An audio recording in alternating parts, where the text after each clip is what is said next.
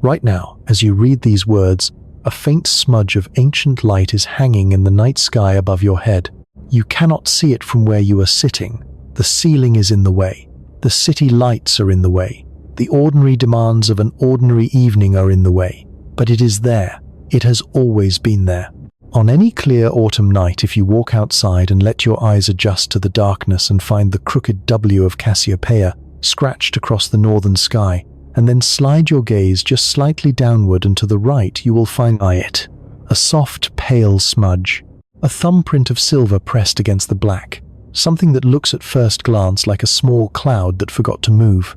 Most people who notice it assume it is exactly that. A wisp of atmosphere, a trick of the eye. Something local and insignificant. They look at it for a moment, decide it is nothing, and look away. They are wrong in a way that takes the breath away. That smudge is not a cloud. It is not a nebula drifting inside our own galaxy. It is not a cluster of nearby stars blurred together by distance. That faint, unremarkable glow is an entire galaxy. 1 trillion stars burning across 200,000 light-years of space, bound together by gravity into a structure so vast that the light from its far edge takes longer to reach its own center than human civilization has existed. It is the Andromeda galaxy. It is the most distant object a human being can see without any instrument at all, and it is so close to us in the language astronomers use that we call it our nearest neighbor, the galaxy next door. That phrase is where this story begins, and that phrase is the first lie. If the kind of journey that reshapes how you understand your place in the cosmos is something you value, consider doing me a small favor and hitting that like button and subscribing to this channel. It costs you nothing, and it allows this work to continue. Every subscription genuinely matters. Now, find a comfortable place. Let the world outside go quiet for a while. Let's begin. There is something almost tender about the way Andromeda presents itself to human eyes. It does not announce itself. It does not blaze. It whispers.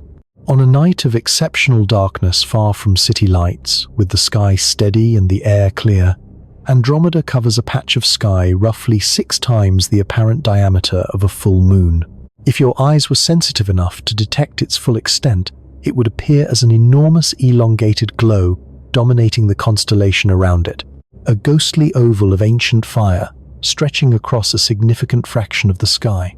But your eyes are not that sensitive. The surface brightness of Andromeda's outer regions is too faint for human retinas to register without long photographic exposures. What you actually see if conditions are perfect is the bright central core, a condensed point of soft light that the Persian astronomer Abd al-Rahman al-Sufi recorded in the year 964 inches his Book of Fixed Stars as, in his words, a small cloud. He had been cataloguing the stars for decades. He was meticulous, careful, one of the greatest observational astronomers of the medieval Islamic world. And he looked at a galaxy containing 1 trillion suns and saw a small cloud. Nobody blamed him. Nobody could have done better. For nearly 1,000 years after al-Sufi's observation, Andromeda remained filed under that category. A smear of uncertain origin, a patch of something diffuse among the sharp points of stars. Charles Messier, the French comet hunter of the 18th century, catalogued it as the 31st entry in his famous list of objects to avoid when searching for comets. Messier 31, a nuisance, a distraction, a fuzzy patch that was definitively not a comet, and therefore not worth his sustained attention. The irony of that dismissal is difficult to overstate. The object Messier catalogued as an inconvenience turned out to be the single most cosmologically significant object in the history of human astronomy. Not because of what Andromeda itself is, though what it is staggers the imagination, but because of what identifying it forced us to understand about the size of everything. For centuries before the 20th century, the working assumption of professional astronomy was simple, and in retrospect profoundly parochial. The Milky Way was the universe, not merely our home within the universe itself in its entirety. Every star, every nebula, every glowing smear of light belonged to one vast system, and beyond the edges of that system lay nothing but infinite, featureless darkness. The universe had an address, and that address was here inside our galaxy, and everywhere else was simply outside, which meant outside existence. The spiral nebulae, those elegant pinwheel shapes that increasingly powerful telescopes were revealing throughout the 19th century, were assumed to be clouds of gas rotating within the Milky Way, perhaps regions where new stars were coalescing from raw material. Andromeda was considered the largest and brightest of these spiral nebulae, magnificent certainly, but local, ours, a feature of our galaxy rather than a rival to it.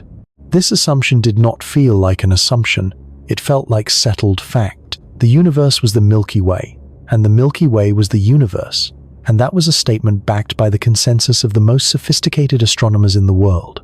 Then came the evening of April 26th, 1920.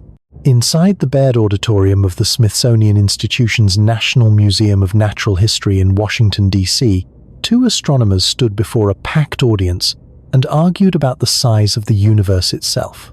On one side stood Harlow Shapley, young, ambitious, confident, an astronomer from the Mount Wilson Observatory in California, who had recently published new measurements suggesting the Milky Way was far larger than anyone had previously estimated, perhaps 100,000 light-years across, perhaps more.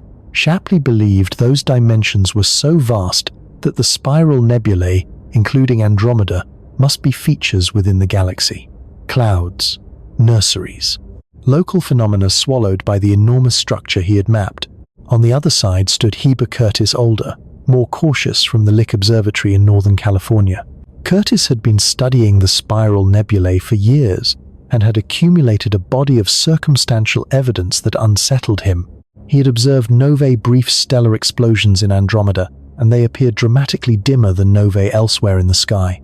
If they were the same kind of explosion, their dimness implied an extraordinary distance. He had noticed dark lanes running through the spiral nebulae that resembled the dust lanes, visible in what he believed were edge-on views of distant galaxies. His evidence was incomplete, his distance estimates rough, his argument built as much on inference as on measurement, but the inference pointed unmistakably outward. The great debate, as it came to be known, resolved nothing that evening. Neither man had the tools or the data to definitively settle the question. Shapley had overestimated the size of the Milky Way, which allowed him to argue that Andromeda could fit inside it. Curtis had correctly intuited that the spiral nebulae were extragalactic, but could not prove it with the instruments available to him. The audience left without a verdict. But the debate matters for this story because of what it represented. April 26th, 1920, was the last night in human history when it was scientifically respectable to believe the universe was a single galaxy. Within 5 years, that position would be dead, killed by a measurement made through a telescope on a mountain in California, using a technique developed by a woman whose name most people have never heard. Her name was Henrietta Swan Leavitt. In the first decade of the 20th century, Leavitt was working at the Harvard College Observatory, where she was employed as a human computer, a woman paid 25 cents an hour to analyze photographic plates and perform calculations that the observatory's male astronomers did not want to do themselves. Her work brought her into contact with a particular class of stars called Cepheid variables. These are pulsating stars whose brightness rises and falls in regular, predictable cycles, brightening and dimming over periods of days or weeks, in a rhythm as reliable as a heartbeat. Leavitt noticed something that no one had noticed before. The longer the period of a Cepheid's pulsation, the intrinsically brighter the star, not just apparently brighter, truly brighter. There was a mathematical relationship between how long the pulsation cycle took and how much light the star actually produced, regardless of how far away it was. This meant that if you could measure a Cepheid's period, you knew its true brightness. And if you knew its true brightness and could measure how dim it appeared from Earth, you could calculate exactly how far away it was. Leavitt had handed astronomy a ruler that worked across cosmic distances. In 1925, a 35-year-old astronomer named Edwin Hubble, using the 100-inch Hooker telescope at Mount Wilson Observatory, the most powerful instrument on Earth at that time, pointed it at Andromeda and searched for Cepheid variables. He found them. He measured their pulsation periods. He applied Leavitt's relationship, and the answer that came back was impossible. The spiral nebula M31 was not inside the Milky Way. It was not even close to being inside the Milky Way. It was a separate island of stars, floating in the void at a distance so extreme that every map of the cosmos humanity had ever drawn was instantly irrevocably obsolete. Hubble's measurement placed Andromeda at roughly 900,000 light-years away. His value was off, later refined to the current figure of approximately 2.5 million light-years, because the Cepheid calibration he used contained systematic errors that weren't corrected for decades. But even at his underestimate, the conclusion was shattering. The universe did not end at the edges of the Milky Way. The Milky Way was one galaxy, among what would eventually turn out to be an estimated 2 trillion. The universe had not expanded physically in that moment. It had expanded conceptually. In a single calculation, the known cosmos grew from one galaxy to at least 2, and within decades to billions, and eventually to the incomprehensible wilderness of structure we inhabit today. Every step in that expansion began with Andromeda. It was the first proof, the first rung on the cosmic distance ladder, the gateway through which humanity glimpsed for the first time the true architecture of reality. And now, a century after Hubble's measurement, Andromeda remains the most important galaxy in astronomy outside our own. It is our laboratory, our mirror, our nearest example of what a major spiral galaxy looks like from the outside, something we can never see for the Milky Way because we are trapped inside it, embedded in one of its outer arms, unable to step back and view the whole. Andromeda is a barred spiral galaxy, meaning it has a central elongated bar of stars from which two primary spiral arms wind outward like the arms of a pinwheel. It spans roughly 200,000 light-years across its disk, comparable in broad scale to the Milky Way, though some measurements of its faint stellar halo suggest it may extend significantly farther. Its stellar population is estimated at approximately 1 trillion stars, meaning it contains roughly 2 to 5 times as many stars as our own galaxy, depending on which estimates you use for both. At its center sits a supermassive black hole, weighing between 100 and 200 million times the mass of our Sun, dramatically more massive than the Milky Way's own central black hole Sagittarius A star, which weighs approximately 4 million solar masses. Andromeda is not merely a galaxy. It is the dominant member of the local group, the gravitational family of roughly 100 known galaxies, to which the Milky Way also belongs. It is a titan, the largest structure in our immediate cosmic neighborhood, burning with 1 trillion fires across a disk so wide that the light crossing it takes longer than the entire span of human civilization multiplied by 40. In January of 2025, the Hubble Space Telescope completed the largest photographic mosaic in its operational history. A panoramic survey of the entire Andromeda disk, combining more than 600 overlapping pointings taken over a decade of observation, requiring over 1,000 individual Hubble orbits to assemble. The resulting image contains 2 billion pixels and resolves more than 200 million individual stars across the face of the galaxy. 200 million points of light, each one a sun individually identified, catalogued and studied across a distance of 2.5 million light-years. And Hubble can only detect stars brighter than our own Sun.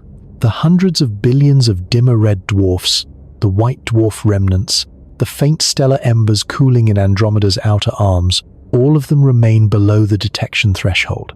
Even the most detailed portrait ever made of the galaxy next door captures only a fraction of its true population.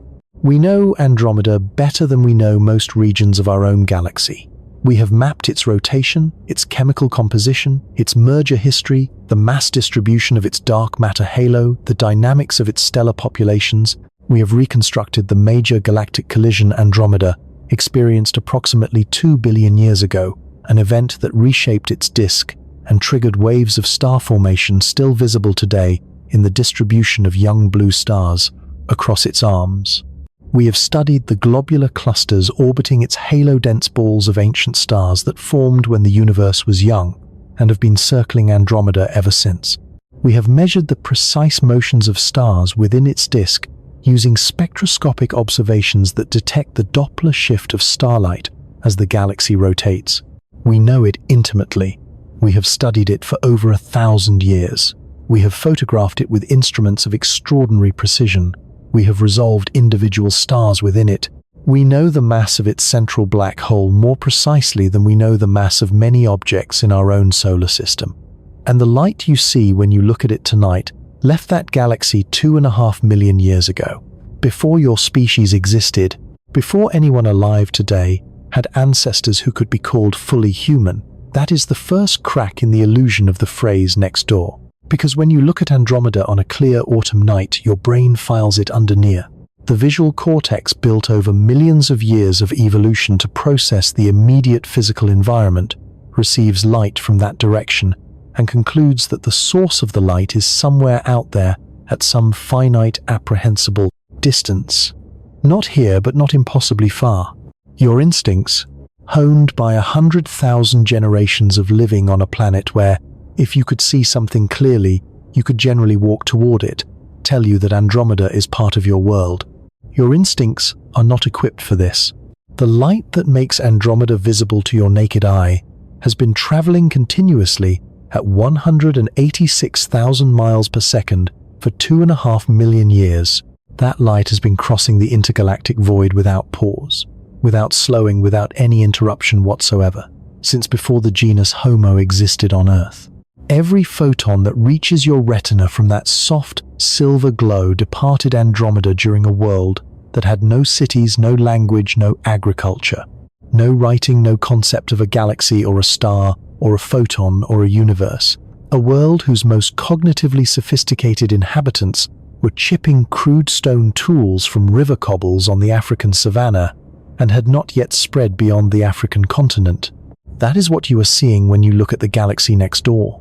You are seeing a message that has been traveling since before you, since before your civilization, since before your species, since before anything recognizable as human walked this earth. A message written in light carried across 2.5 million light years of almost perfect emptiness arriving tonight at your retina. And the message, when you learn to read it properly, says something that takes a long time to hear, something the mind resists, something that the beauty of the view conspires to hide. It says this is not close. It says nothing about this distance is what the word neighbor implies. It says what you are looking at is not a destination, it is a boundary. That is where this story goes next. Into the boundary, into the numbers behind the soft silver glow, into the distance rung by rung from the ground beneath your feet to the galaxy hanging above your head. Because before you can feel the true weight of 2.5 million light years, you need to feel every smaller weight that came before it.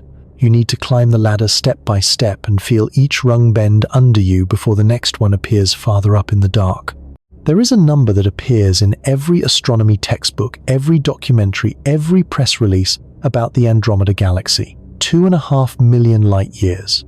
It is printed so routinely cited, so casually, that it has become almost decorative, a piece of cosmic furniture, something you read and acknowledge and move past without stopping to feel. This section is about stopping. A light year is the distance light travels in 1 year, moving at 186,000 miles per second. In a single second, light crosses roughly the distance from New York to Los Angeles 7 times. In a single year, moving at that velocity without pause, light covers approximately 5.88 trillion miles, nearly 6 trillion miles. 1 light year. Already the number is violent. Already it exceeds anything the human nervous system was designed to process.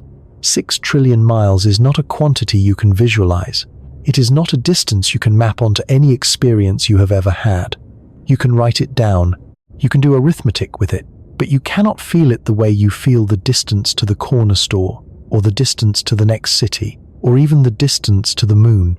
6 trillion miles exists in the mind as an abstraction, a symbol standing in for a quantity too large to anchor in sensation. Now multiply that by 2.5 million. The distance to Andromeda is approximately 14.7 quintillion miles. Written out in full, that number requires 19 digits. If you tried to count to it at a rate of 1 number per second without sleeping, the counting would take longer than the current age of the universe. The number itself is a kind of violence against comprehension. It sits in the mind the way an object too heavy to lift sits on the floor. You can see it, you can walk around it, but it will not move. So let us not try to hold the number. Let us translate it into something the mind was actually built to process. Let us translate it into time. Not the abstract time of physics, not seconds and years arranged in equations. Human time, biological time, the time of births and extinctions and ice ages, and the slow grinding emergence of intelligence from the raw material of primate neurology. Because 2.5 million years is not just a number, it is a duration. And when you populate that duration with everything that actually happened inside it, the distance to Andromeda stops being a fact about geometry and becomes a fact about mortality, about the terrifying brevity of everything we are. Begin at tonight. You are standing outside. The sky is clear. Andromeda is visible, that familiar silver smudge in the direction of Cassiopeia. A photon has just completed its crossing and arrived at your eye. That photon departed Andromeda 2.5 million years ago. Now step backward through time, year by year, and mark what you pass as you retrace the photon's journey to its source. 500 years ago, the Renaissance was reshaping Europe. Leonardo da Vinci had recently died. Copernicus was formulating the heliocentric model that would overturn 2,000 years of astronomical orthodoxy. Christopher Columbus had crossed the Atlantic less than 30 years earlier, and the maps of the world were being redrawn in real time. The printing press was spreading ideas across a continent faster than any previous technology. This was 500 years ago. The photon you just received had been traveling for 2,499,500 years when these events unfolded, and it still had 500 years of void left to cross. 1,000 years ago, the Viking Age was at its height. Leif Erikson had reached the coast of North America and called it Vinland. The Song dynasty was entering a golden age of art and science in China. The Byzantine Empire still controlled Constantinople. Al-Sufi had just published his Book of Fixed Stars, in which he described a small cloud in the constellation of Andromeda, not knowing he was cataloguing the light of 1 trillion suns. The photon kept coming. 2,000 years ago, the Roman Empire straddled the Mediterranean world from Britain to Mesopotamia. Julius Caesar had been dead for 40 years. The birth of Christianity was underway in the eastern provinces of the empire. The Han dynasty ruled China. The Americas were populated by complex civilizations unknown to the rest of the world. 2,000 years ago, the photon had been traveling for 2,498,000 years and still had 2 millennia of emptiness ahead of it. 5,000 years ago, the first cities were rising in the river valleys of Mesopotamia. Writing had just been invented almost simultaneously in multiple regions. The wheel was new. Bronze tools were beginning to replace stone. The Great Pyramid at Giza would not be built for another 500 years. This is the dawn of what we call history, the first moment from which continuous written records begin to survive. Everything before this point is prehistory. The long, unwritten dark before the first marks on clay. 5,000 years ago, the photon had been traveling for 2,495,000 years and was still a 5,000-year journey away from your eye. 10,000 years ago, the last ice age was ending. Glaciers that had covered vast regions of the northern hemisphere for tens of thousands of years were retreating northward. Sea levels were rising as the ice melted. The land bridge connecting Asia to North America was submerging beneath the Bering Sea. Agriculture was being discovered independently in at least 3 separate regions of the world: the Fertile Crescent, the Yellow River Valley, and the highlands of New Guinea. Within roughly the same geological eye blink, humans were beginning the transition from nomadic bands to permanent settlements, a shift that would eventually produce cities writing empires and a species capable of building telescopes. 10,000 years ago, the photon had been traveling for 2,490,000 years. The remaining distance was 10 millennia of travel time, a span that contains the entire story of civilization. And it was a rounding error in the full length of the journey. Now the steps need to grow larger because the full 2.5 million years demands larger strides. 50,000 years ago, anatomically modern humans were in the middle of what archaeologists call the cognitive revolution. They were painting caves in what is now southern France and northern Spain with images of remarkable sophistication, horses and bison and human handprints rendered in ochre and charcoal on stone walls deep underground. They were carving figurines from mammoth ivory, playing bone flutes, burying their dead with flowers and ochre and personal ornaments. They were crossing open water to reach Australia, a journey that required deliberate seafaring. They had language, not proto-language, not grunts and gestures, but true recursive language, capable of conveying abstract thought, past tense and future tense, hypotheticals and narratives and lies. 50,000 years ago, fully human in every cognitive sense, the photon from Andromeda had been traveling for 2,450,000 years and still had 50,000 years of void remaining. That 50,000-year remnant, the entire span of recognizably modern human culture and behavior, was the final 2% of the journey. 100,000 years ago, the earliest anatomically modern humans were alive, but had not yet left Africa in significant numbers. Their tools were more sophisticated than anything that had come before. They used pigments deliberately. There is evidence of abstract symbolic thought. Small ochre pieces engraved with geometric patterns discovered in the Blombos Cave in South Africa suggest that humans were making marks whose meaning extended beyond the pure functional. But there were no cave paintings yet, no carved figurines, no evidence of long-distance trade networks. The full flowering of modern human cognition was still tens of thousands of years in the future. The photon had been traveling for 2,400,000 years and had 100,000 remaining. 100,000 years. Enough time for the entire documented history of modern human behavior to unfold, from the first ochre engravings to the construction of the Hubble Space Telescope.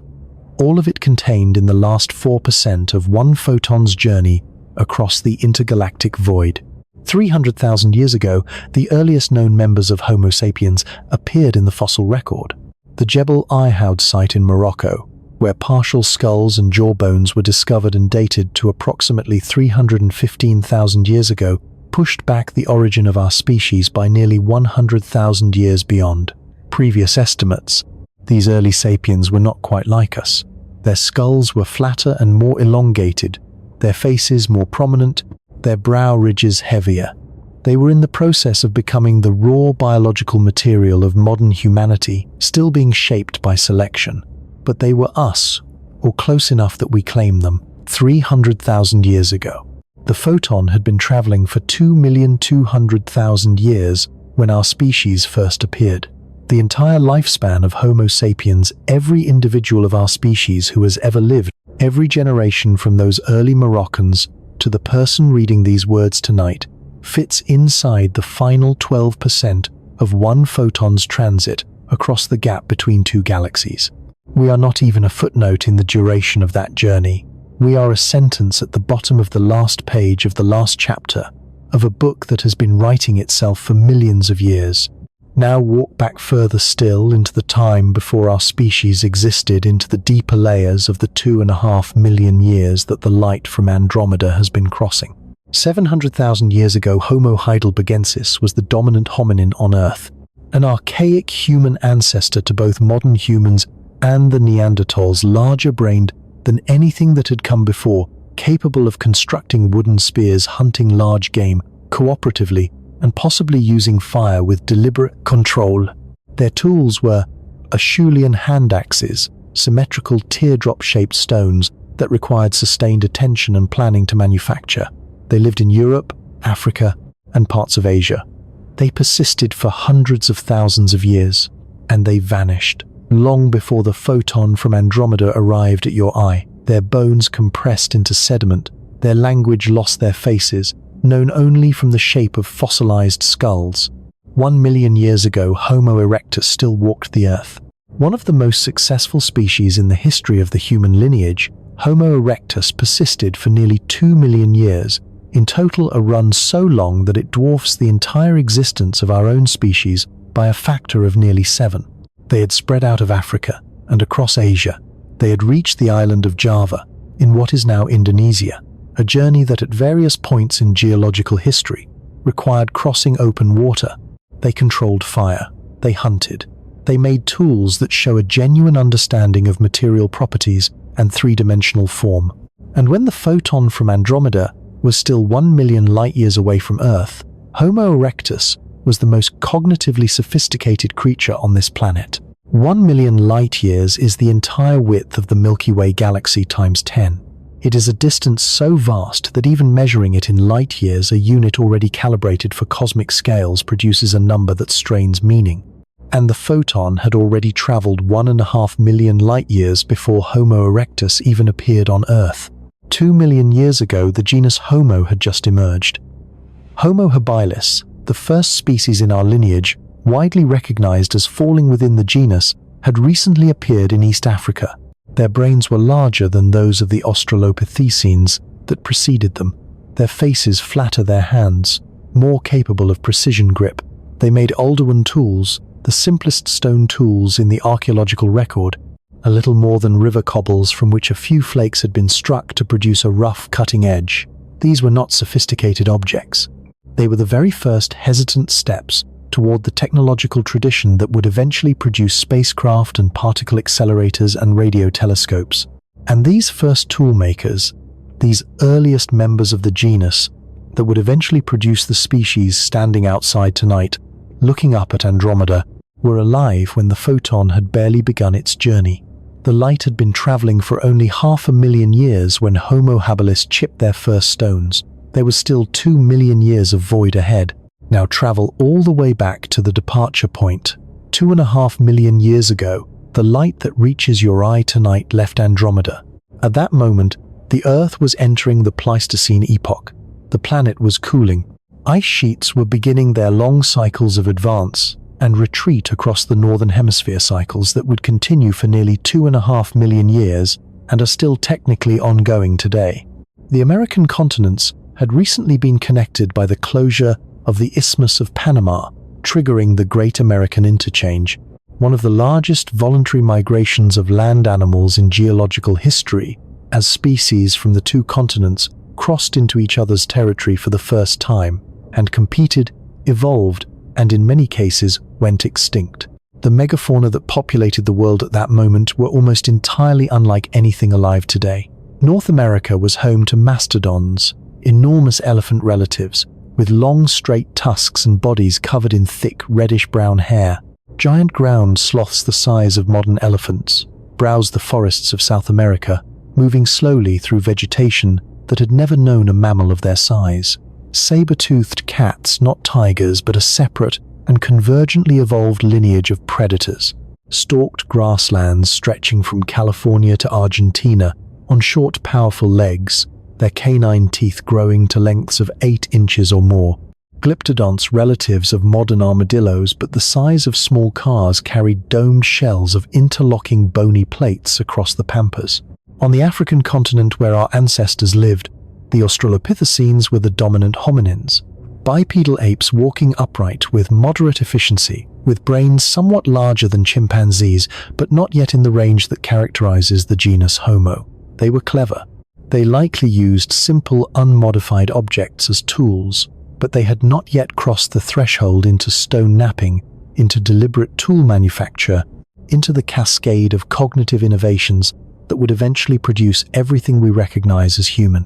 This is the world that existed when the light from Andromeda began its crossing, a world of ice ages and megafauna and bipedal apes who had not yet learned to shape rocks into cutting edges.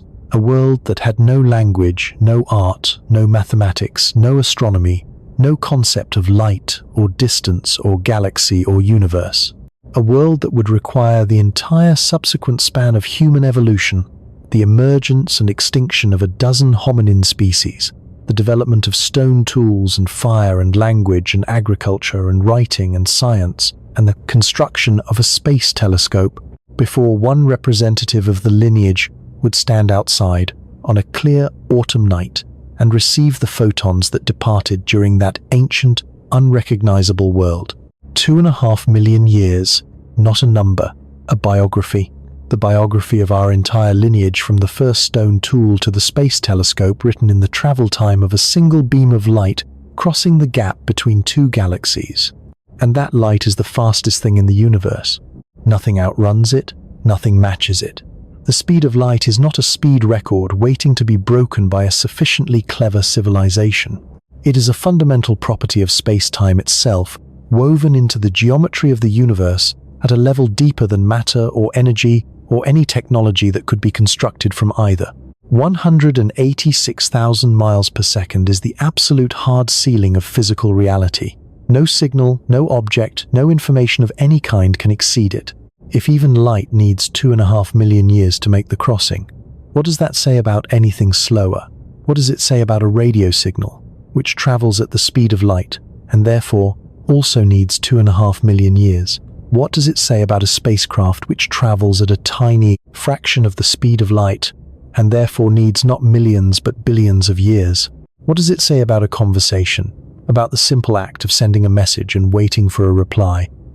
If you encoded a greeting today and aimed it at Andromeda, the signal would depart at the speed of light and arrive in 2.5 million years. Whatever civilization received it would compose a reply and transmit it back. Another 2.5 million years. The round-trip time for a single exchange of words with the galaxy next door is 5 million years.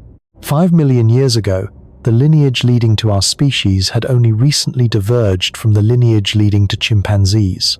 Our ancestors at that moment were early hominins creatures, occupying the uncertain territory between ape and human walking upright, some of the time climbing trees the rest. If a civilization had somehow existed on Earth 5 million years ago and sent a greeting to Andromeda, the reply arriving today would reach a planet populated by beings who share no language, no culture, no institutional memory, no species identity with the original senders. The civilization that sent the message would be as alien to the civilization receiving the reply as Ardipithecus is to a modern astronaut. Communication with Andromeda is not merely impractical, it is incoherent.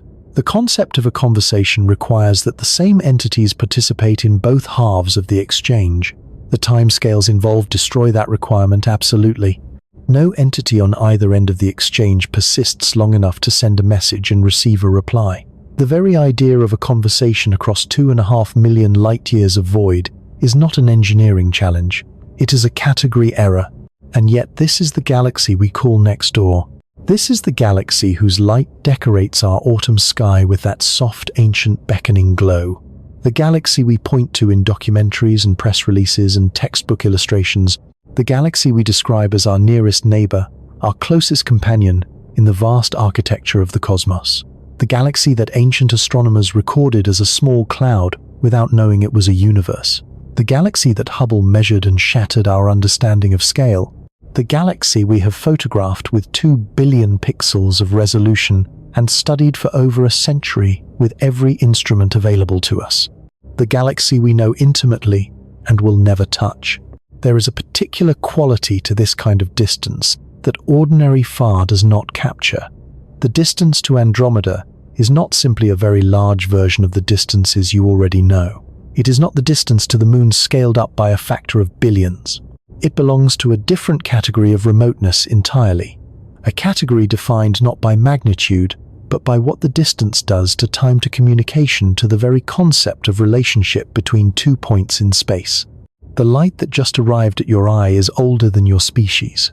The civilization that might exist in Andromeda right now is invisible to you, hidden behind 2.5 million years of temporal displacement, sending light that will not arrive here until long after everything you know has been erased by geological time. You see Andromeda's past. Andromeda sees Earth's past. The present of each is permanently hidden from the other behind a wall built not from matter, but from time itself. This is the first truth about the distance to the galaxy next door. Not the geometry of it, not the light years or the quintillion miles, but the temporal fact of it. The fact that knowing a place and experiencing a place and reaching a place are 3 entirely different things, and the universe has arranged itself so that for anything beyond our immediate galactic neighborhood, only the first one is available. We can know Andromeda. We cannot reach it. And to understand why, fully and viscerally, and without the comfortable abstraction of large numbers, you need to watch someone try. You need to climb the ladder. Start with something real. Something you can hold in your mind without strain. The moon. On any clear night you can see it. Sometimes it is a full disk of pale silver light. Sometimes it is a crescent, a sliver, a half circle catching the sun at an angle. But it is always there, present, visible close enough that its surface features are distinguishable without any instrument at all. The craters and the dark volcanic plains the ancient astronomers called seas the mare are visible to the naked eye. The moon is the most familiar celestial object in the human sky, and it sits at an average distance of approximately 239,000 miles from Earth. That distance is by any cosmic standard trivial. A beam of light covers it in roughly 1.3 seconds. If you could drive a car at highway speed directly upward off the surface of the Earth, you would reach the moon in approximately 5 months. The Apollo astronauts, riding rockets of extraordinary power and navigating through the vacuum of space with no atmosphere to slow them, made the crossing in about 3 days. We have physically walked on the moon 6 times. 12 human beings have stood on its surface, looked up at the Earth, hanging in the black sky above them, and returned home. The moon is the only celestial body beyond Earth that human beings have ever touched. In the language of this story, the moon is the ground floor, the baseline, the smallest rung on a ladder that is about to become very tall, very quickly. Step up. The sun sits at an average distance of approximately 93 million miles from Earth. Light crosses that gap in 8 minutes and 20 seconds.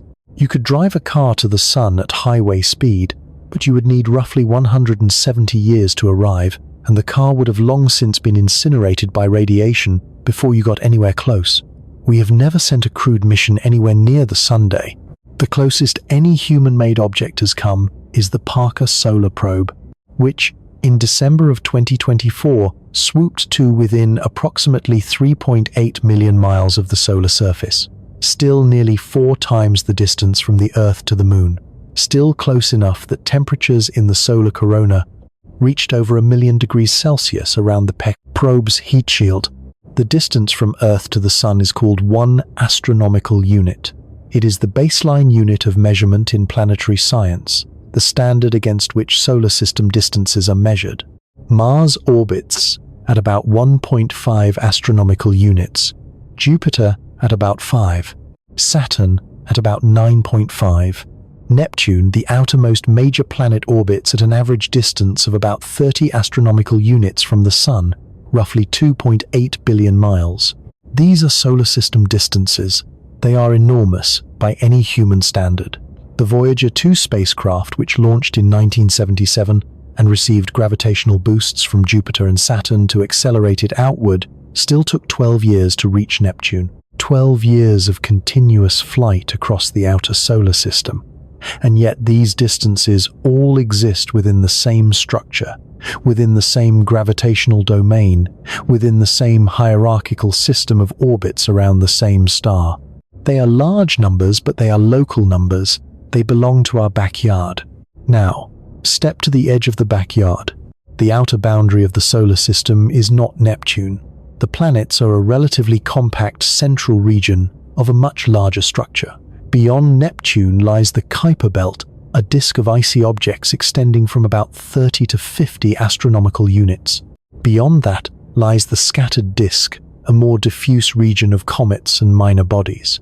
And beyond that, at a distance estimated to range from roughly 2,000 to over 100,000 astronomical units from the Sun, lies the Oort cloud, a vast, roughly spherical shell of icy objects marking the outermost extent of the Sun's gravitational influence. Where the Oort cloud ends, the solar system ends. The Oort cloud's outer edge sits at approximately 1.6 light-years from the Sunday. Not kilometers, not astronomical units. Light-years. The solar system is already large enough that its outermost boundary is measured in light-years, the unit we use for interstellar distances. Voyager 1, the most distant human-made object ever launched, has been traveling continuously since 1977. It moves at approximately 38,000 miles per hour. Relative to the Sunday, in nearly 50 years of flight, it has covered approximately 15 billion miles, just over 160 astronomical units. In terms of the Oort cloud's outer boundary, Voyager 1 has traveled roughly 1% of the distance to the edge of our own solar system. 1%. in 50 years. That is the first rung above the ground floor. The edge of the solar system already measured in light years, already unreachable within any human lifetime by any existing technology. And the solar system is not the galaxy. It is not even close to being the galaxy. The solar system is a single star and its gravitational retinue. It is one node in a structure containing between 200 billion and 400 billion other such nodes. It occupies a region of space that is, relative to the galaxy as a whole, essentially a mathematical point. Step up again. The nearest star to our Sun is Proxima Centauri, the dimmest member of the Alpha Centauri triple system, sitting approximately 4.24 light-years away. 4.24 light-years. That is roughly 266,000 astronomical units, approximately 40 trillion kilometers, approximately 25 trillion miles. The distance from the Earth to the Sun multiplied by roughly 270,000. Let that multiplication sit for a moment. The Sun is already 93 million miles away, already far enough that light takes over 8 minutes to cross the gap. Now multiply that distance by 270,000. That is how much farther away the nearest star is than our own Sunday. A beam of light needs 4 years and 3 months to cross that gap. Not 4 minutes, not 4 days, 4 years. At the speed of light, the absolute maximum velocity permitted by the laws of physics, the nearest star is a 4-year journey. No signal, no spacecraft, no object bound by the known laws of the universe can make that crossing in less time. Now translate it into the speeds we have actually achieved. Voyager 1, traveling at 38,000 miles per hour, would need approximately 73,000 years to reach Alpha Centauri if it were aimed in that direction, which it is not. 73,000 years. All of recorded human history, every empire and dynasty and civilization that has ever produced a written record, spans roughly 5,000 to 6,000 years. Voyager would need more than 12 times that entire documented span of human history to reach the nearest star. The Parker Solar Probe, at its peak velocity of approximately 430,000 miles per hour, 15 times faster than Voyager, would still require approximately 6,600 years to reach Alpha Centauri. 6,600 years takes you back to the middle of the 4th millennium before the Common Era, before the pyramids, before the first cuneiform tablets, before the wheel. Our fastest machine, burning through the void at a speed that would carry it from London to Sydney in under 30 seconds, would need the entire span of recorded civilization to reach the closest star. And Alpha Centauri is the best case. Every other star in the galaxy is farther. Most are enormously farther. The average distance between neighboring stars in our region of the Milky Way is approximately 4 to 5 light-years, similar to the gap between the Sun and Alpha Centauri. Stars in the dense central regions of the galaxy are somewhat more closely packed. Stars in the sparse outer arms where we reside are sometimes farther apart, but the fundamental reality is consistent. The spaces between stars are measured in light-years, and light-years are already at the interstellar scale, a unit describing distances that no existing or near-future human technology can cross within any historically meaningful time frame. This is the second rung, the gap between stars, already savage, already capable of swallowing civilizations whole in the time required to cross it, and we have not yet left our immediate stellar neighborhood. Step up again, and this time the ladder shakes. The Milky Way galaxy is estimated to be approximately 100,000 light-years across its visible disk. Some recent measurements incorporating data from the Gaia Space Telescope's catalogue of over 1 billion stellar positions suggest the full extent of the stellar halo may reach 150 to 200,000 light-years, but the standard figure for the luminous disk remains roughly 100,000 light-years. Our Sun sits approximately 26,000 light-years from the galactic center, embedded in one of the outer spiral arms, a region called the Orion Arm.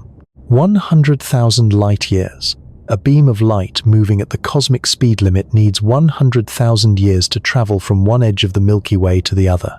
If you stood on a planet orbiting a star at the far rim of the galaxy and aimed a laser toward a planet on the opposite rim, The signal would take 100,000 years to arrive.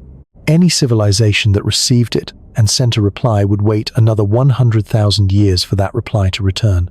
A single exchange of messages across our own galaxy takes 200,000 years at the speed of light. The entire evolutionary history of Homo sapiens, every generation from the first anatomically modern humans in Morocco to the present day, fits within that round-trip conversation time with comfortable room to spare. Translate this into travel time with our fastest spacecraft. At the Parker Solar Probe's peak velocity of 430,000 miles per hour, crossing the full width of the Milky Way would require approximately 156 million years. 156 million years is longer than the entire span of the Cretaceous period, the age of the large dinosaurs. When the non-avian dinosaurs went extinct 66 million years ago, our spacecraft would still be less than halfway across the galaxy. The creatures that would eventually evolve into primates and then hominins and then humans had not yet appeared. The continents were in completely different positions. The Atlantic Ocean was narrower, India had not yet collided with Asia, the Himalayas did not exist, and the probe would still be in transit drifting through the galactic disk with tens of millions of years of travel remaining. Our own galaxy is already by these numbers functionally infinite for any physical traveler bound by known physics. No civilization constrained by the speed of light could send an object from one side of the Milky Way to the other and have any meaningful institutional continuity between the moment of launch and the moment of arrival. The species would evolve, the civilization would dissolve, the language on the mission placard would become incomprehensible. The stars around the destination would have moved to new positions in their galactic orbits. The galaxy is not a space you can cross.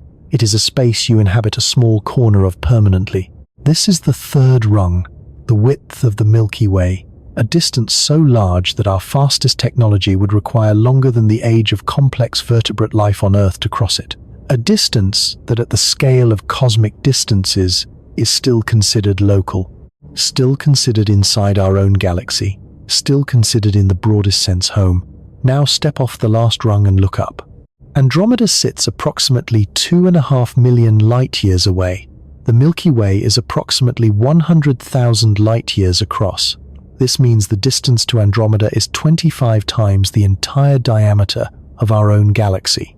Not 25% larger, not twice as large, 25 times larger. Imagine a football field. One end represents the Sunday. The other end, 100 yards away, represents the opposite edge of the Milky Way, 100,000 light-years distant.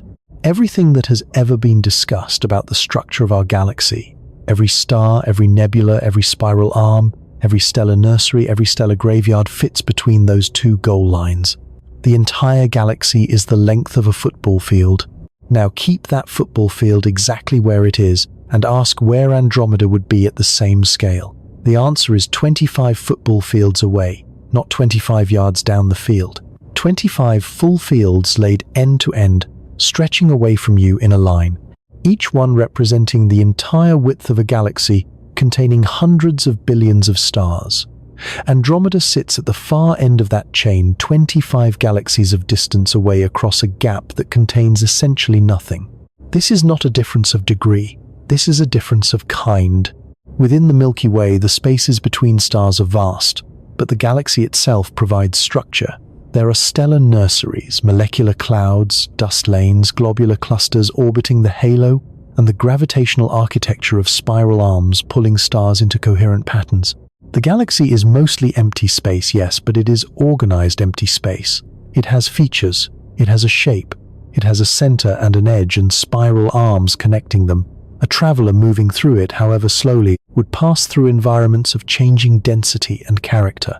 Regions of new star formation blazing blue and hot, regions of ancient stars glowing red and cool, clouds of molecular hydrogen, supernova remnants still expanding outward centuries after the explosion. The galaxy is a landscape vast and inhospitable to biological life in most of its regions, but a landscape nonetheless. The space between the Milky Way and Andromeda is not a landscape, it is the absence of landscape. The intergalactic medium in this region contains roughly 1 to 10 atoms per cubic meter, Not per cubic centimeter, per cubic meter.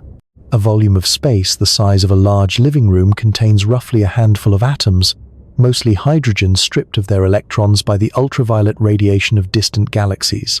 The best vacuum chambers on Earth, ultra-high vacuum systems used in particle physics, research, and semiconductor manufacturing, contain roughly 100 billion atoms per cubic centimeter. The intergalactic medium between us and Andromeda is approximately 100 trillion times emptier than the best vacuum humans have ever created. There are no stars in this void to navigate by, no molecular clouds to mark progress, no gravitational wells to interact with, no magnetic fields of any significant strength, no dust, no structure of any kind. If you were placed at the midpoint between the Milky Way and Andromeda, roughly 1.25 million light-years from both, the nearest gravitationally significant object in any direction would be an entire galaxy. In every direction you looked, the universe would be functionally empty. The Milky Way would appear as a faint smudge of light in one direction, Andromeda as a faint smudge in the other, and between you and either of them would stretch over 1 million light-years of near-perfect nothing. This is the void that separates us from our nearest neighbor. This is what the word intergalactic actually describes, not just a large distance, but a qualitatively different kind of space. A space so empty that the interstellar void within galaxies already a near-perfect vacuum by terrestrial standards looks positively crowded by comparison. And this brings us to the most important structural point the ladder reveals. Look at the jumps between the rungs. From the Earth to the Moon, the distance is 239,000 miles. From the Moon to the Sun, the distance grows by a factor of roughly 400. From the Sun to the nearest star, the distance grows by a factor of approximately 270,000. Already we have multiplied by staggering quantities. But from the nearest star to the edge of the galaxy, the distance grows by another factor of roughly 24,000. And from the edge of the galaxy to Andromeda, it grows by yet another factor of 25. Each rung does not merely add distance, it multiplies it, savagely, repeatedly, without mercy. But notice where the multiplication changes character. The jump from interstellar to intergalactic distance is not merely larger than the previous jumps.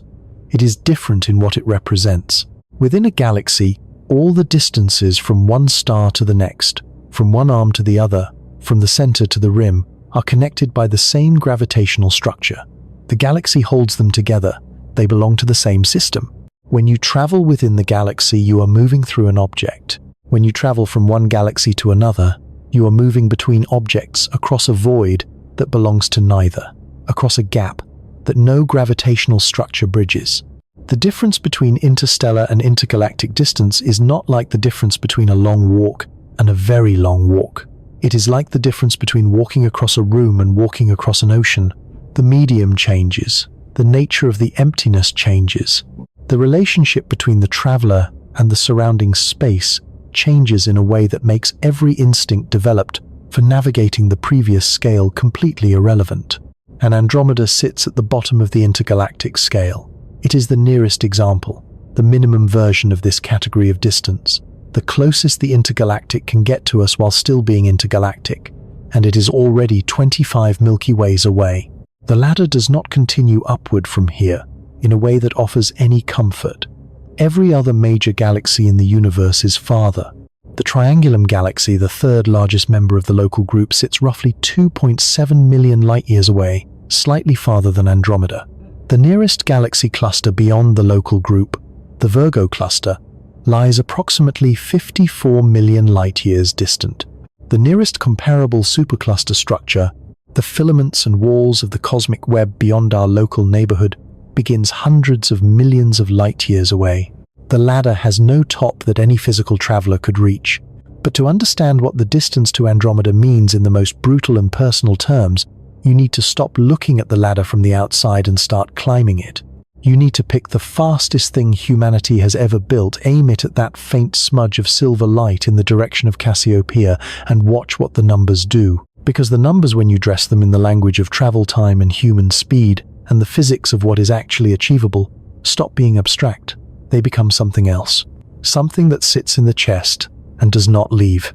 That is where we go next. In December of 2024, the Parker Solar Probe made its closest approach to the Sunday. It had been traveling for 6 years, looping around Venus repeatedly to shed orbital energy and fall closer and closer to the solar surface with each pass.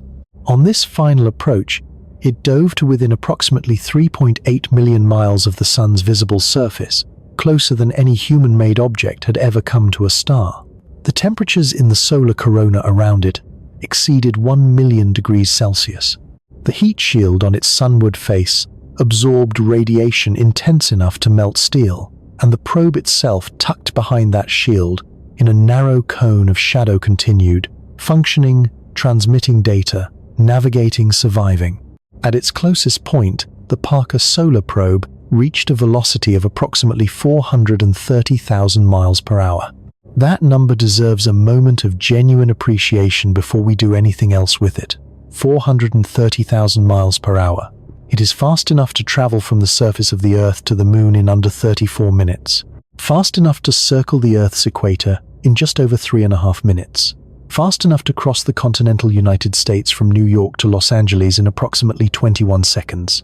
It is the fastest velocity any object built by human hands has ever achieved.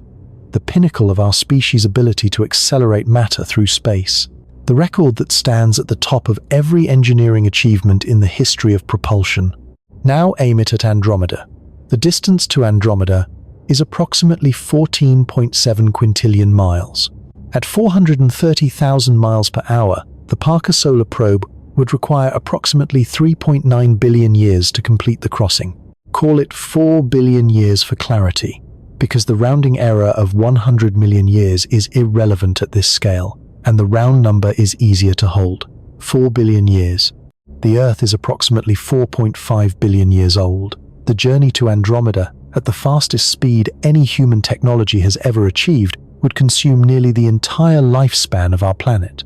If a Parker Solar Probe had been launched at the moment, the Earth solidified from its primordial disk of molten rock cooling from the violence of planetary formation into a solid world surrounded by a toxic atmosphere of volcanic gases, it would still be in transit today, still crossing the intergalactic void, still drifting through that near-perfect emptiness, with approximately 500 million years of travel remaining. During the portion of the journey already completed, the following events would have occurred on the planet that launched the probe. The first single-celled life would have appeared in the oceans, metabolizing chemical gradients in the absence of oxygen. Photosynthesis would have evolved, and over hundreds of millions of years, the oxygen released as a byproduct would have poisoned the existing anaerobic biosphere and replaced it with an oxygen-rich atmosphere capable of supporting aerobic metabolism. The first eukaryotic cells with a nucleus would have appeared, then the first multicellular organisms, then the Cambrian explosion, the sudden diversification of complex animal body plans roughly 540 million years ago would have produced the ancestors of every major animal lineage alive today. Fish would have appeared, colonized every ocean, and eventually crawled onto land. Amphibians would have evolved, then reptiles, then the archosaurs that gave rise to dinosaurs. The dinosaurs would have dominated every continent for over 150 million years before being extinguished by an asteroid impact. Mammals would have diversified into the ecological niches the dinosaurs vacated. Primates would have appeared then, hominins, then the genus Homo, then Homo sapiens, then civilization, then the probe itself. And after all of that, after the entire 4 billion year pageant of biological evolution on Earth had unfolded from single-celled chemistry to a species capable of building spacecraft, the probe would still have 500 million years of travel left. The probe launched at the birth of the Earth would not yet have arrived. This is the most honest translation of the distance to Andromeda into human terms. Not light years, not quintillion miles. 4 billion years at our fastest speed. A duration that contains the entire history of complex life on this planet and leaves the journey still unfinished. But perhaps this is unfair. Perhaps the Parker Solar Probe represents the infancy of human propulsion technology. Perhaps the correct question is not what our current fastest machine can do, but what a sufficiently advanced future technology might achieve. So let us be generous. Let us grant future humanity propulsion systems far beyond anything currently conceivable. Let us grant them speeds that no serious engineering proposal has ever suggested for a crewed or uncrewed mission across interstellar distances. Suppose humanity develops a spacecraft capable of traveling at 1% of the speed of light. 1%. That is approximately 6.7 million miles per hour, roughly 15 times faster than the Parker Solar Probe's peak velocity. No existing technology can achieve this speed for a sustained interstellar mission. Concepts exist: nuclear pulse propulsion, laser-driven light sails, antimatter drives that sit within the outer boundary of what physicists consider theoretically conceivable. None of them have been built. None of them could be built with any currently available materials or energy sources. But physicists do not consider 1% of light speed physically impossible, merely extraordinarily difficult, requiring energy budgets and engineering tolerances far beyond present capability.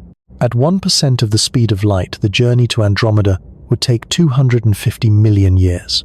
250 million years ago, the Permian-Triassic extinction event had just occurred, the largest mass extinction in the history of complex animal life, an event that killed approximately 96% of all marine species and 70% of terrestrial vertebrate species. The world that existed 250 million years ago was a devastated, slowly recovering biosphere, populated by unfamiliar creatures in unfamiliar configurations on a supercontinent called Pangaea. There were no dinosaurs yet, there were no mammals yet, there were no flowers. The creatures that would eventually evolve into everything alive today were struggling survivors of an apocalypse, small and obscure, waiting for an age they would not live to see. A spacecraft launched from Earth today, at 1% of the speed of light, would arrive at Andromeda, in a world separated from the present by a temporal gulf wider than the entire age of dinosaurs. Whatever remained of Earth at that point, whatever had evolved or built or burned or forgotten on the surface of the planet during those 250 million years, would bear no conceivable relationship to the civilization that launched the mission, pushed the speed higher, 10% of the speed of light, 67 million miles per hour, a velocity so extreme that no serious engineering proposal has ever suggested it for a physical spacecraft of any kind. The energy required to accelerate even a small probe to this velocity exceeds the total energy output of our Sun over several years. At this speed, individual hydrogen atoms floating in the interstellar medium, normally harmless to any spacecraft, would strike the hull with the energy of protons in a particle accelerator, each one a microscopic but cumulatively lethal source of radiation and structural damage. The engineering problems are not merely difficult, they are with any currently imaginable material science insurmountable. But suppose they are solved, suppose the engineering is somehow managed. At 10% of the speed of light, the journey to Andromeda would take 25 million years. 25 million years ago, the Earth was in the late Oligocene epoch. The ancestors of modern apes were just beginning to diverge from earlier primate lineages. Grasslands were spreading across continents previously dominated by forest. The climate was cooling from the warmth of earlier epochs.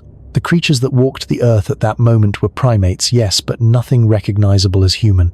The long evolutionary road from Oligocene ape to Homo sapiens still had 25 million years to run. The entire span of time required for evolution to produce our species from those distant ancestors is equal to the travel time to Andromeda at 10% of the speed of light. A journey that long does not belong in any category that the word travel can meaningfully describe. It is not a voyage, it is a geological process. It is a duration on the scale of evolutionary epochs and continental drift.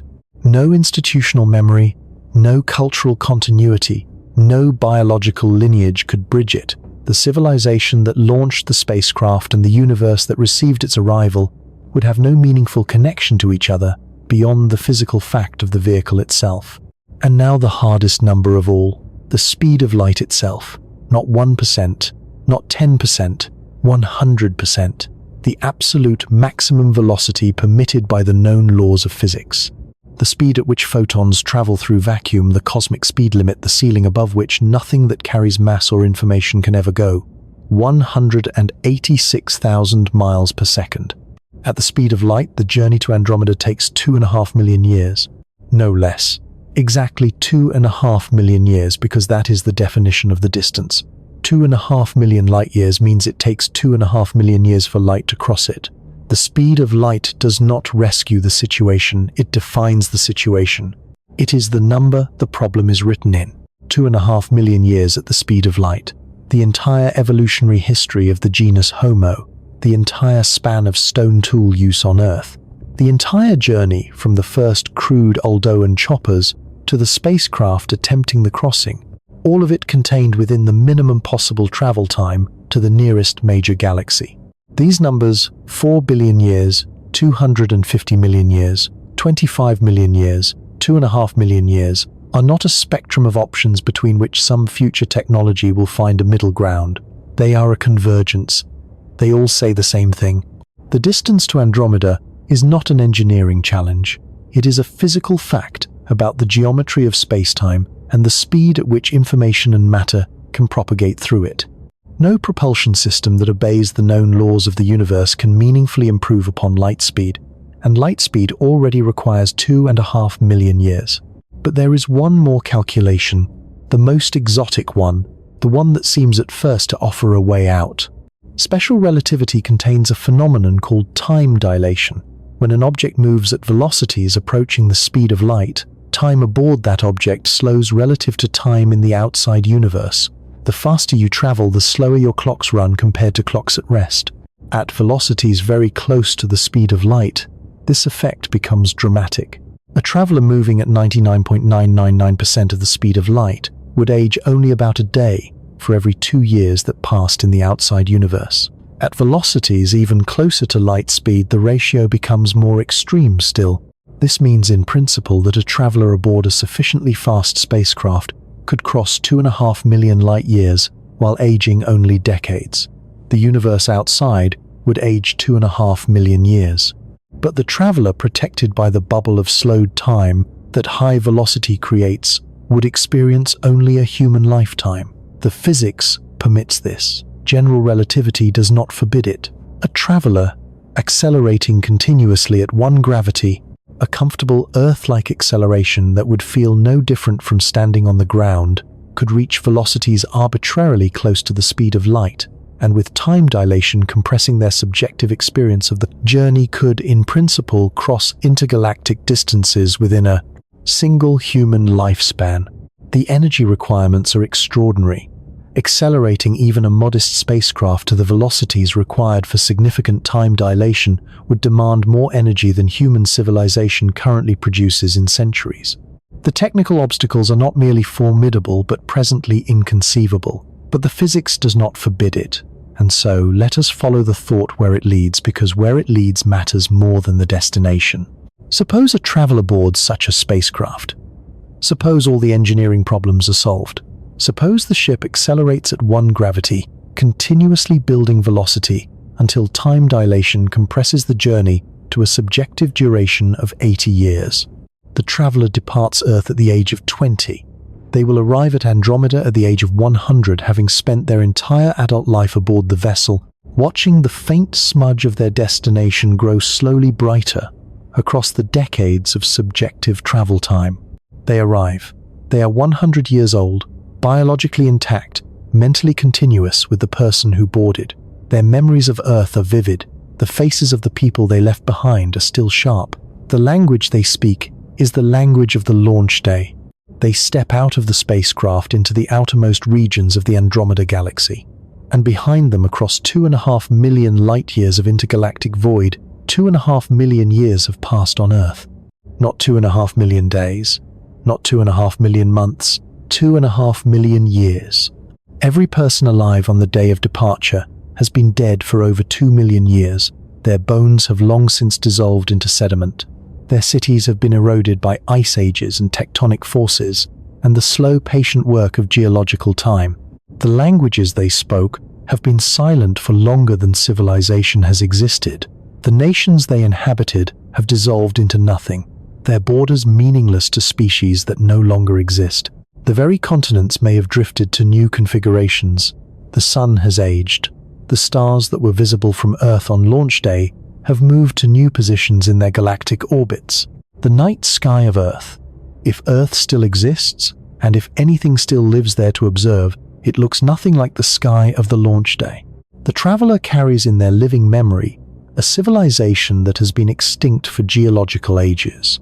Every reference point they have for understanding the universe, every cultural context, every language, every relationship, every piece of institutional knowledge, every name and face and place they ever knew, exists nowhere in the universe except inside their own skull. They are the last relic of a dead world. They stand at the edge of Andromeda, 100 years old and 2.5 million years out of time, and there is nothing behind them but extinction. There is no home to return to. There is no civilization waiting for their report. There is no one who will ever know they made it. The mission, whatever it was, has no audience. The achievement, whatever it means, has no witnesses. This is the loneliest possible outcome. Not a failure, not a tragedy in the conventional sense. A success technically by any measure of the mission parameters. The traveler reached the destination. They crossed the intergalactic void. They achieved what no being in the history of consciousness had ever achieved, and they did it completely alone in a universe where everything they were connected to has been dead for longer than our species has existed. Time dilation does not solve the problem of Andromeda's distance. It reveals the problem in its most concentrated form. It strips away the abstraction of light years and quintillion miles and replaces them with something immediate and human and devastating. The distance to Andromeda is not primarily a spatial problem. It is a temporal one. It is the fact that crossing it under any physical scenario permitted by the laws of the universe requires leaving behind everything that gives the crossing meaning. You can get to Andromeda. You cannot bring anything that matters with you when you go, and this is the universe's most elegant cruelty. It builds a galaxy 2.5 million light-years away. It makes it visible to the naked eye on clear nights. It fills it with 1 trillion suns, and all the complexity and possibility that implies. It hangs it in the sky like an invitation written in ancient light. And then it builds the invitation out of time itself, out of a duration so vast that accepting it means losing everything you ever knew in exchange for a destination you will arrive at alone, in silence with no one left to tell. This is what 4 billion years means. This is what 2.5 million light-years means. Not a large number, not an impressive distance. A wall built from the most personal material in the universe, built from the brevity of everything you love. And the wall does not end with Andromeda. Andromeda is merely where it begins. There is something between the Milky Way and Andromeda. Not nothing, not quite. The word nothing implies an absence so complete that even the concept of space dissolves. What lies between our galaxy and Andromeda is something more unsettling than nothing. It is a presence, the presence of emptiness itself given dimension and duration, and a kind of terrible personality. Astronomers call it the intergalactic medium, the material that fills the space between galaxies. And describing it requires a series of comparisons that each fail in their own way because human language evolved to describe environments that contain things, and the intergalactic medium is defined almost entirely by what it does not contain. Begin with the air around you. The atmosphere at sea level contains approximately 10 to the 19th power molecules per cubic centimeter. That is 10 billion molecules in a space the size of a sugar cube. You breathe it without thinking. It is so dense with matter by the standards of the universe that it represents an almost embarrassing concentration of atoms in one place. Move to the upper atmosphere 100 kilometers above the surface, roughly the boundary of space. The density there has dropped by a factor of roughly 10 million, still approximately 10 to the 12th power molecules per cubic centimeter. Still vastly denser than any vacuum humans have ever artificially created. Move to low Earth orbit, where the International Space Station travels. The atmospheric density has dropped further still to roughly 10 to the 8th power molecules per cubic centimeter. Thin enough that satellites decay slowly over years but still populated enough to create measurable drag. Move to the interplanetary medium, the space between planets within our solar system. Here the density has dropped to roughly 10 particles per cubic centimeter. mostly protons and electrons streaming outward from the sun in the solar wind. You could take a cubic centimeter of this space and find perhaps 10 particles. Move to the interstellar medium, the space between stars within a galaxy. Here the density varies by region. In dense molecular clouds where new stars are forming, densities can reach thousands of molecules per cubic centimeter. In the diffuse regions between molecular clouds, the average density drops to roughly 1 atom per cubic centimeter. 1 atom in a space the size of a sugar cube. The interstellar medium is an extraordinarily rarefied environment by any terrestrial standard. But now move to the intergalactic medium between the Milky Way and Andromeda. Here the density drops to approximately 1 to 10 atoms per cubic meter. Not per cubic centimeter, per cubic meter. A volume of space roughly the size of a large refrigerator contains somewhere between 1 and 10 atoms. Mostly ionized hydrogen protons stripped of their electrons by the ultraviolet radiation streaming from distant galaxies, drifting through the void at temperatures of hundreds of thousands of degrees, but so sparse that the temperature is almost meaningless because there is almost no matter to carry. Is it? The best ultra-high vacuum chambers that human engineers have ever constructed, the systems used in particle accelerators and gravitational wave detectors, and certain semiconductor fabrication processes, achieve densities of roughly 100 billion atoms per cubic centimeter. That is still approximately 100 trillion times denser than the intergalactic medium between us and Andromeda. Let that comparison settle. The most perfect vacuum that human technology has ever artificially produced, the most complete emptiness we have ever managed to create in a laboratory, is 100 trillion times denser than the natural emptiness of intergalactic space. We cannot even approach the level of emptiness that the universe achieves effortlessly between galaxies. We can build machines that approximate it very distantly. We cannot replicate it. The intergalactic void is a category of emptiness that exists entirely outside the range of human engineering. And this emptiness is not merely a vacuum in the sense of absent molecules. It is an absence of everything that makes space navigable. Within a galaxy, the interstellar medium sparse, as it is, still provides structure. Magnetic fields thread through it. Cosmic rays propagate along those fields. Dust grains tiny particles of silica and carbon, and ice scatter starlight in patterns that tell astronomers about the composition of the medium. Molecular clouds mark the sites of future star formation. Supernova remnants expand through it, compressing it, heating it, seeding it with heavy elements forged in stellar cores. The interstellar medium is a participant in the galaxy's ongoing story. It interacts with stars, gets recycled through them, carries their chemical outputs back into the space between them. The intergalactic medium between us and Andromeda participates in nothing. There are no stars to interact with, no dust grains, no magnetic fields of any significance, no cosmic ray sources, no molecular clouds, no supernova remnants, no structure of any kind that a traveler could exploit for navigation, for refueling, for any purpose whatsoever. A spacecraft crossing this void would find no waypoints, no landmarks, no reference frames beyond the fading glow of two distant galaxies slowly changing their apparent sizes over millions of years of travel. If you were placed at the midpoint of the crossing 1.25 million light-years from both the Milky Way and Andromeda, and you looked in every direction, you would see this. In one direction, a faint oval smudge of diffuse light, the Milky Way seen from outside its spiral arms invisible at this distance, its disk appearing as an elongated glow, perhaps slightly brighter than the Andromeda we see from Earth. In the opposite direction, a similar smudge, slightly larger and brighter, because Andromeda contains more stars. And in every other direction, blackness. Not the blackness of a night sky peppered with stars, but the blackness of intergalactic space where the nearest star in any direction is an entire galaxy away, and the darkness between the two smudges of light is not punctuated by a single point of fire. You would be alone in a way that the word alone was never designed to capture. Alone in a volume of space so empty that the nearest gravitationally significant object in any direction is a structure containing hundreds of billions of stars, and that structure is 1 million light-years away. the concept of location would begin to feel unstable. There is no north. There is no up.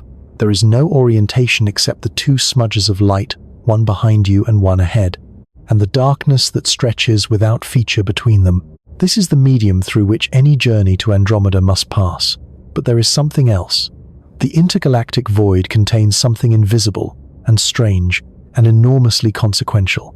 It contains the history of our understanding of the universe, because it was the existence of this void, the discovery that it existed at all, that shattered the most fundamental assumption human beings had ever made about the cosmos. For most of human history, the universe was understood to be a single structure, one system, one everything. The Milky Way was not considered our galaxy among many. It was considered the universe, the totality of existence, the complete inventory of all that was. The stars were features of that system, the glowing patches of diffuse light visible through increasingly powerful telescopes. The nebulae were clouds within that system, and beyond the edges of that system lay nothing, the absolute absence that surrounded and defined the one thing that existed. This was not merely a popular misconception, it was the working assumption of professional astronomy well into the 20th century. The debate between Harlow Shapley and Heber Curtis in 1920 was not a debate between fringe speculation and mainstream science. It was a debate between two serious astronomers, representing two serious positions, both of which were held by serious colleagues. And the mainstream position, the position with the most institutional weight behind it, was that the Milky Way was everything. Then came Edwin Hubble. In the autumn of 1923, Hubble was working at the 100-inch Hooker telescope at Mount Wilson Observatory in California, at that time the largest and most powerful telescope on Earth. He was studying the Andromeda Nebula, that great spiral smear of light that Messier had catalogued as a nuisance and Al-Sufi had described as a small cloud nearly 1,000 years before. Hubble was searching for novae, brief stellar explosions that flare and fade over days or weeks within the nebula's disk. He found one. And then, examining the photographic plates more carefully, he found something else. He found a Cepheid variable. He recognized it by its characteristic pattern of brightening and dimming, the same rhythmic pulsation that Henrietta Swan Leavitt had spent years cataloguing in the early decades of the century. Leavitt's work, done for a wage of 25 cents per hour, analyzing photographic plates at the Harvard College Observatory, had established the period luminosity relationship that made Cepheids usable as cosmic distance markers. Measure the pulsation period, know the true brightness.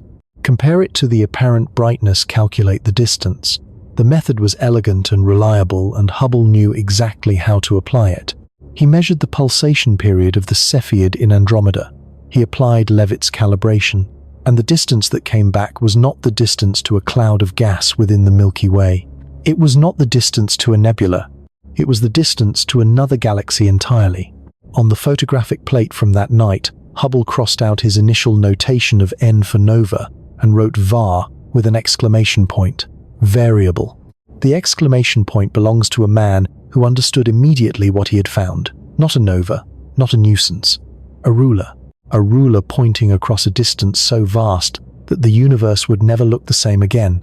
Hubble's initial distance estimate placed Andromeda at roughly 900,000 light-years, significantly underestimating the true distance because the Cepheid calibration available to him contained systematic errors that would not be corrected for decades. The real distance, as we now know, is approximately 2.5 million light-years, but even at his underestimate, the conclusion was unambiguous and shattering. The Andromeda Nebula was not inside the Milky Way. It was not close to being inside the Milky Way.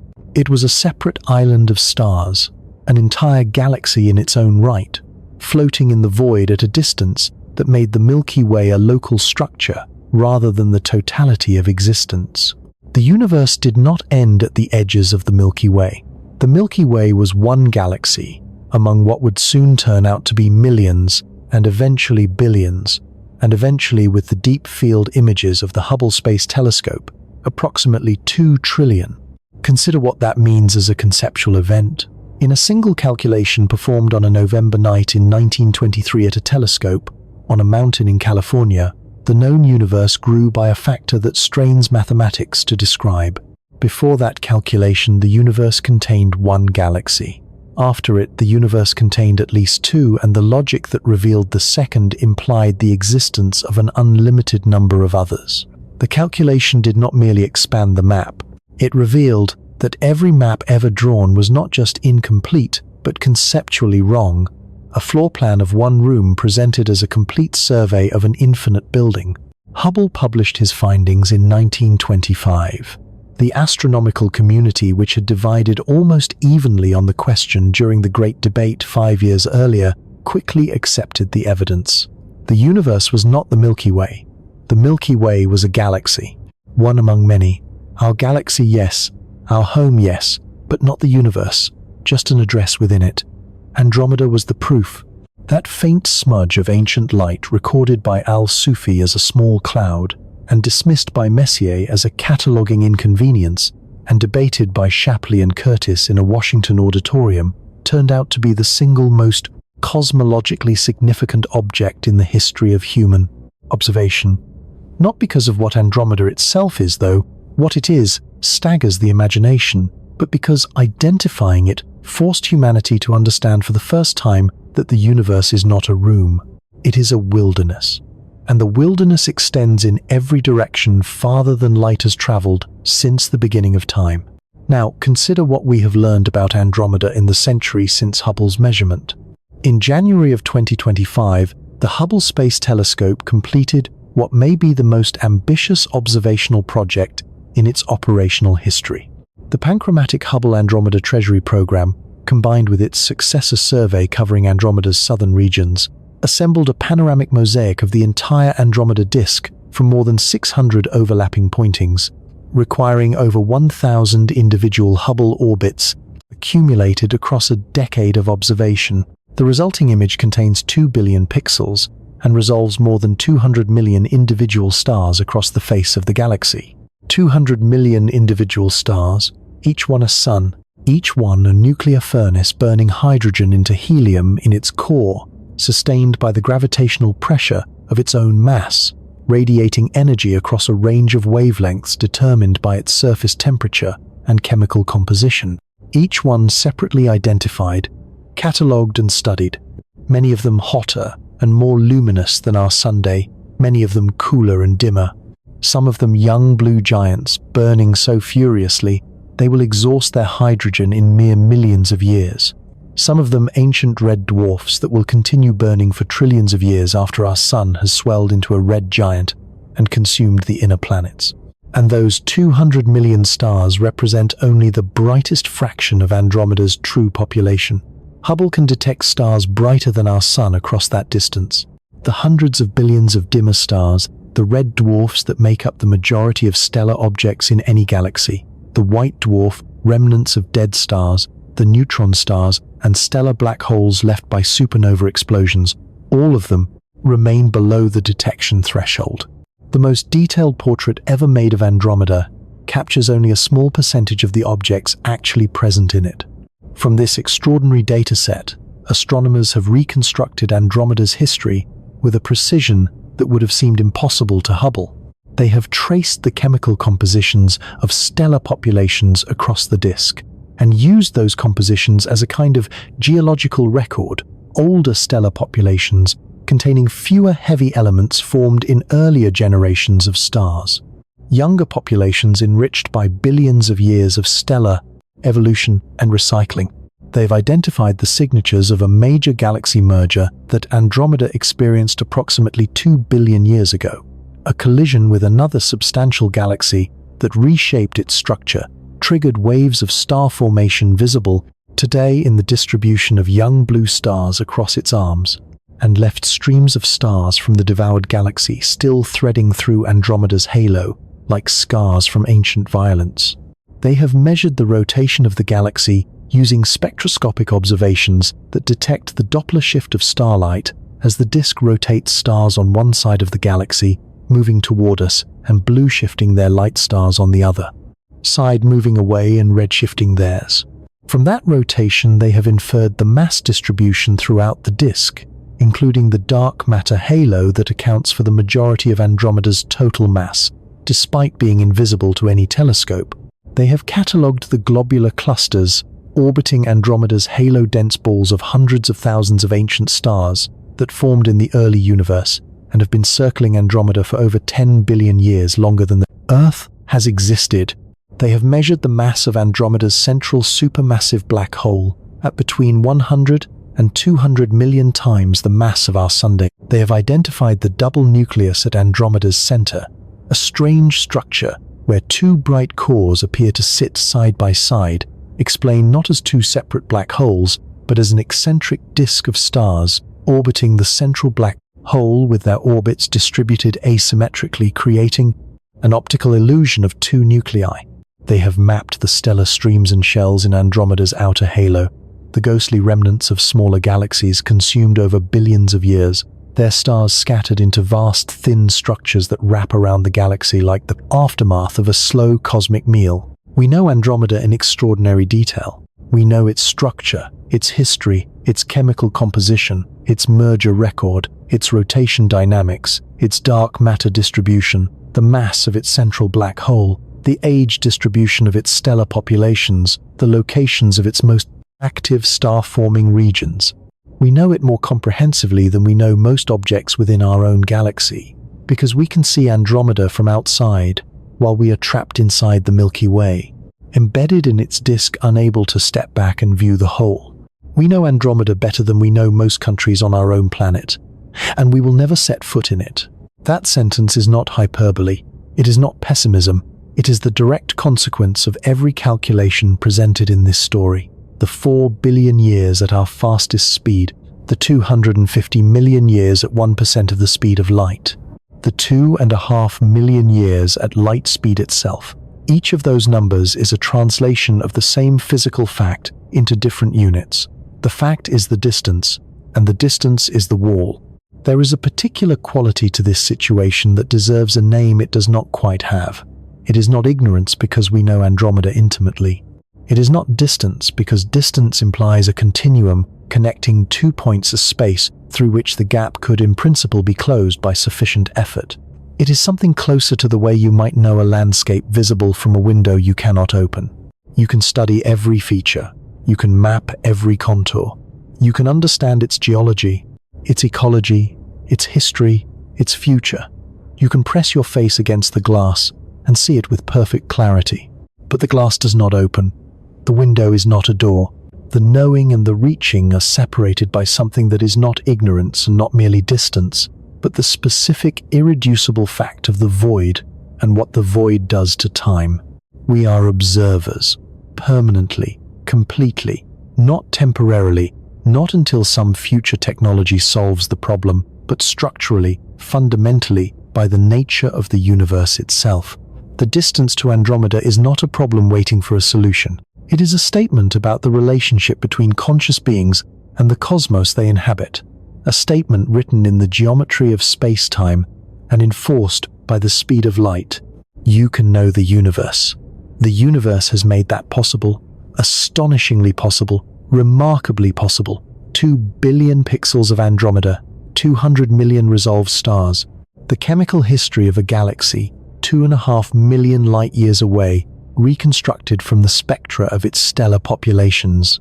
But knowing and touching are not the same thing, and the distance to Andromeda is the most vivid proof that the universe has arranged itself so that for everything beyond our immediate neighborhood, only the first one is available. The light bridge connecting you to Andromeda runs in one direction only. Information flows in, nothing meaningful flows out. You are an observer standing at a window that has been open for 1,000 years, receiving the light of 1 trillion suns across 2.5 million light-years of perfect emptiness. And the window is not a door. Stand outside on a clear night and find Andromeda. You know where it is now.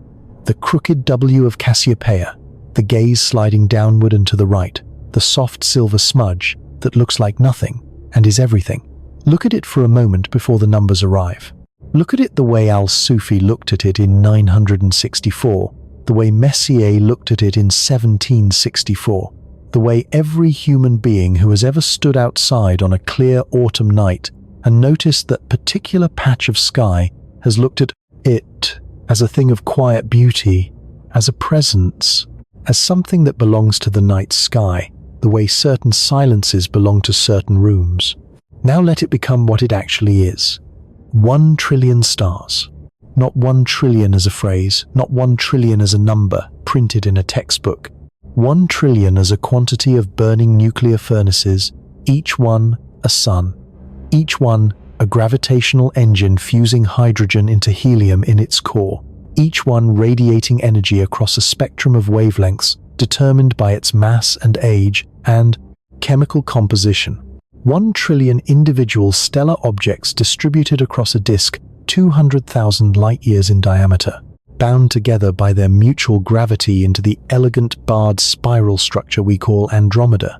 1 trillion is a number the mind refuses to hold in any meaningful way.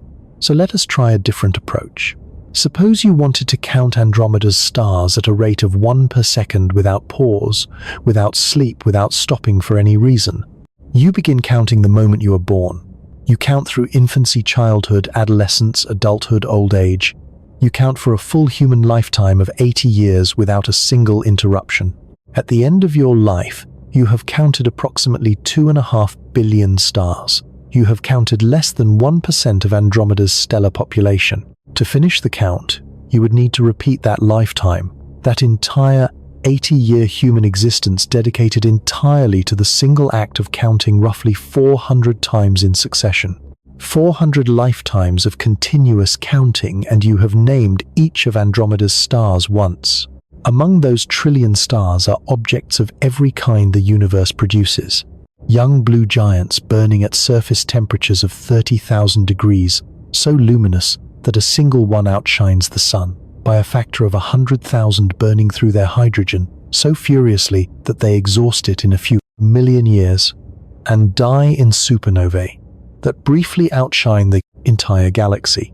Ancient red dwarfs barely massive enough to sustain nuclear fusion, burning so slowly and so dimly that they will still be on the main sequence long after the sun has exhausted its hydrogen, swelled into a red giant, shed its outer layers and contracted into a cold white dwarf. Neutron stars, the compressed remnants of massive stars that exploded, spinning hundreds of times per second and emitting beams of radio waves that sweep the galaxy like cosmic lighthouses. Stellar black holes, regions of spacetime curved so severely by collapsed stellar cores that nothing, not even light, can escape their gravitational grip. Binary star systems where two suns orbit each other so closely that material streams from one to the other, triggering periodic explosions visible across intergalactic distances. Planetary systems in numbers we cannot count each one, a gravitational family of worlds orbiting a parent star, some of them potentially harboring the chemistry that, on at least one world in one ordinary galaxy, eventually produced beings capable of asking questions about the nature of the universe. All of this exists within the soft silver smudge visible to your naked eye on a clear autumn night. At the center of this vast structure sits a supermassive black hole. Its mass is estimated at between 100 million and 200 million times the mass of our Sunday. This is an object so dense that the escape velocity at its event horizon exceeds the speed of light, a region of space-time from which nothing that enters can return. Its Schwarzschild radius, the boundary of the event horizon, spans approximately 600 million kilometers, roughly 4 times the distance from the Earth to the Sunday. If you replaced our Sun with Andromeda's central black hole, its event horizon would engulf Mercury, Venus, Earth and Mars, entirely extending nearly to the asteroid belt. By contrast, our own galaxy's central black hole, Sagittarius A star, weighs approximately 4 million solar masses. Andromeda's central black hole is between 25 and 50 times more massive. In the hierarchy of supermassive black holes, Andromeda's is not among the most extreme. Some quasar-hosting black holes weigh tens of billions of solar masses, but it dwarfs our own galactic center by a factor that makes the comparison feel almost embarrassing. Sagittarius A star is a modest object by galactic standards. Andromeda's central black hole is something considerably more formidable. The structure surrounding that black hole contains one of the strangest features in the local universe. Andromeda's nucleus, its central bright region, appears in high-resolution images to have not one but two distinct brightness peaks sitting side by side, separated by approximately 5 light-years. For years, astronomers debated whether this double nucleus represented two separate black holes, perhaps the remnant of a past merger. The explanation that eventually emerged is stranger still. Andromeda has only one central black hole, but it is surrounded by an eccentric disk of stars whose orbits are distributed asymmetrically.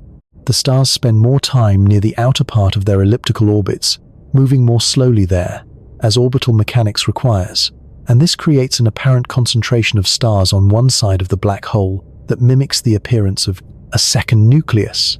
What looks like two objects is one object seen through the lens of gravitational dynamics. The double nucleus is an illusion created by the physics of orbital motion around an extreme gravitational well. Beyond the central region, Andromeda's spiral arms wind outward from a central bar of stars, a linear structure roughly 27,000 light-years long, formed by gravitational resonances within the disk. The arms themselves are not rigid structures rotating like the spokes of a wheel. They are density waves, regions of slightly enhanced stellar density that move through the disk at a different rate than the stars themselves, the way a traffic jam moves along a highway independently of the individual cars that pass through it. Stars enter the arms slightly in the region of enhanced gravity, and then exit the other side. The arms are patterns, not structures sustained by gravitational dynamics rather than by any fixed collection of objects. Within those arms, stellar nurseries blaze with the blue light of newly formed massive stars. The Hubble mosaic reveals these regions in extraordinary detail, tight clusters of hot young stars surrounded by the glowing gas. They are ionizing their ultraviolet radiation, stripping electrons from the surrounding hydrogen and causing it to fluoresce in the characteristic red of ionized hydrogen, known as H-alpha emission. These are the sites where Andromeda is currently building new generations of stars from the molecular gas clouds distributed through its disk, the same process that formed our Sun 4.5 billion years ago in a similar region of the Milky Way. Orbiting the disk scattered through the extended halo that surrounds the galaxy's visible structure are approximately 500 globular clusters. These are dense spherical collections of stars, each containing anywhere from tens of thousands to several million individual suns packed into volumes, perhaps 100 light-years across. They are among the oldest objects in the universe, many of them containing stars that formed within the first few billion years after the Big Bang, when the universe was young and the chemical composition of stellar material was far simpler than it is today. These ancient clusters have been circling Andromeda for longer than the Earth, has existed silent witnesses to everything that has happened in and around the galaxy during the past 10 billion years. Threading through that halo are stellar streams, ghostly structures that trace the orbits of dwarf galaxies. Andromeda has consumed over its long history. When a small galaxy falls into a larger one, gravitational tidal forces strip its stars away and scatter them along its orbital path, leaving behind a thin arc of stars that persists for billions of years as a memorial to the consumed object. Andromeda's halo contains numerous such streams, each one the remains of a galaxy that no longer exists as a coherent structure, its stars now distributed along arcs and shells that wrap around Andromeda like the aftermath of ancient gravitational violence. The most prominent of these, the giant stellar stream, extends for over 200,000 light-years through Andromeda's halo, the remnant of a significant merger that occurred approximately 2 billion years ago. That collision with a galaxy, estimated to have contained several billion stars, fundamentally reshaped Andromeda's structure. It triggered waves of star formation that propagated outward through the disk like ripples on a pond. It contributed to the complex ring-like structures visible in infrared images of Andromeda's disk. It scattered stars through the halo in patterns that astronomers are still mapping and interpreting. 2 billion years later, Andromeda still carries the scars. This merger history distinguishes Andromeda from the Milky Way in ways that matter for understanding both galaxies. The Milky Way's merger history has been comparatively quiet in recent billions of years, though it consumed several smaller galaxies in its past, and the Sagittarius dwarf galaxy is currently being tidally disrupted and absorbed. Andromeda's more active recent history of collisions has produced a more disturbed structure, with ring-like features in its disk, a warped outer disk, and a more complex stellar halo than the Milky Way possesses. The two galaxies are approaching each other. Vesto Slipher, an astronomer at the Lowell Observatory in Arizona, first measured Andromeda's blue shift in 1912, over a decade before Hubble established that it was a separate galaxy. A blue shift means the light from an object is compressed to shorter, bluer wavelengths by the object's motion toward the observer, the same principle that raises the pitch of a sound source moving toward you. Andromeda's blue shift indicated it was moving toward us at approximately 110 kilometers per second, roughly 246,000 miles per hour. Slipher did not know what Andromeda was in 1912, but he knew it was coming closer. For decades after Hubble's identification of Andromeda as a separate galaxy, the question of whether this approach would result in a collision seemed to have a straightforward answer. The two galaxies were gravitationally bound, falling toward each other, and simulations consistently predicted a merger in roughly 4 to 5 billion years. The collision would not destroy either galaxy's stars, because the spaces between stars are so vast that the probability of any two stars actually colliding during a galactic merger is essentially zero. Instead, the stars of both galaxies would pass through each other like two swarms of fireflies interpenetrating their individual orbits, scrambled by the changing gravitational field. The elegant spiral structures of both galaxies disrupted and eventually reshaped into a single large elliptical galaxy. Some astronomers gave this future merged object an informal name, Milkomeda, or sometimes Milkdromeda, a galaxy born from the slow gravitational embrace of its two parents. But the question of whether this merger will actually occur has become surprisingly uncertain. A 2025 study published in Nature Astronomy by Til Sawala and colleagues ran 100,000 simulations of the local group's future evolution, incorporating the most precise available measurements of the positions, velocities of Andromeda and the Milky Way from the Hubble Space Telescope and the Gaia Space Telescope, along with the gravitational influence of other significant members of the local group, including the Large Magellanic Cloud, which orbits the Milky Way with a mass roughly 15% of the Milky Way's own. The Large Magellanic Cloud's gravitational pull is oriented differently from the Milky Way Andromeda orbital plane, and Sawala's simulations found that this perpendicular influence could deflect the Milky Way's trajectory enough to prevent a direct collision in a significant fraction of cases. Their result was striking. The probability of a merger within the next 10 billion years may be only around 50%, a coin flip. A subsequent 2026 study by Wu and collaborators, using updated Gaia proper motion measurements for stars in Andromeda's halo to constrain the galaxy's transverse velocity, more precisely found a higher merger probability, approximately 90% over 10 billion years, with a median merger time of roughly 6 to 12 billion years. The science remains unsettled, with further Gaia data releases expected later in 2026, anticipated to sharpen the measurements significantly. But the uncertainty itself is revealing. Two galaxies separated by 2.5 million light-years approaching each other at a known velocity with their masses measured to reasonable precision, and astronomers still cannot say with confidence whether they will collide. Because the distances and timescales involved are so enormous that tiny uncertainties in velocity and mass uncertainties smaller than the measurement errors in the best space-based instruments ever built propagate into radically different outcomes billions of years in the future. The system is deterministic, governed by gravity, but our knowledge of its initial conditions is imprecise enough that the future splits into two dramatically different outcomes depending on which values you use. The gap between us and Andromeda is so vast that even gravity, the most patient and pervasive force in nature, requires billions of years to close it. and even with billions of years available, the outcome remains a question. And yet Andromeda is the best case. It is the nearest, the minimum intergalactic distance, the closest the universe brings a major galaxy to our doorstep. Every other major galaxy is farther.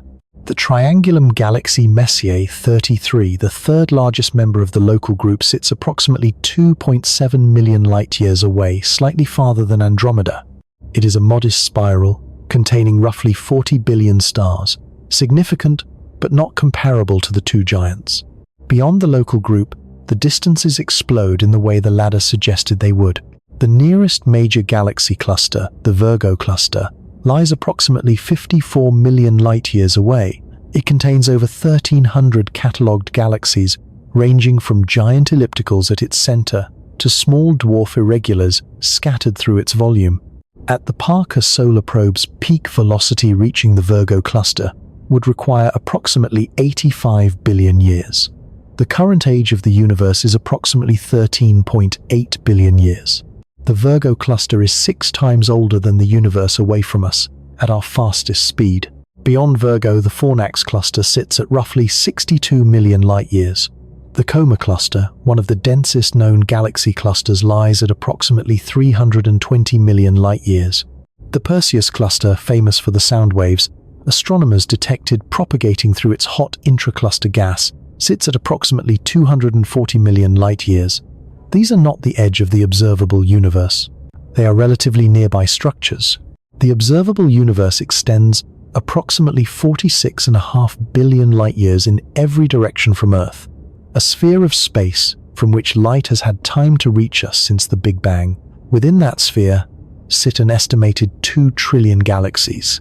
2 trillion galaxies, each one a structure containing billions or hundreds of billions of stars, each one separated from its neighbors by millions of light-years of intergalactic void, each one a universe in miniature, a self-contained cosmos of stellar birth and death and chemical evolution and gravitational dynamics, playing out its story across billions of years in a language of light that crosses the void and arrives at your eye as a faint smudge in a long exposure photograph. And every single one of them is farther than Andromeda. Every single one of them is behind a wall thicker than the one we have spent this entire story trying to feel. If Andromeda, at 2.5 million light-years, requires 4 billion years of travel at our fastest speed, then the nearest galaxy cluster requires 85 billion years. The nearest supercluster filaments require hundreds of billions of years. The edge of the observable universe requires something so large that expressing it in billions of years feels inadequate, like measuring the distance across a continent in millimeters. 2 trillion windows, each one showing you the interior of another universe of stars, each one sealed from the outside, inaccessible, visible but untouchable, known but unreachable.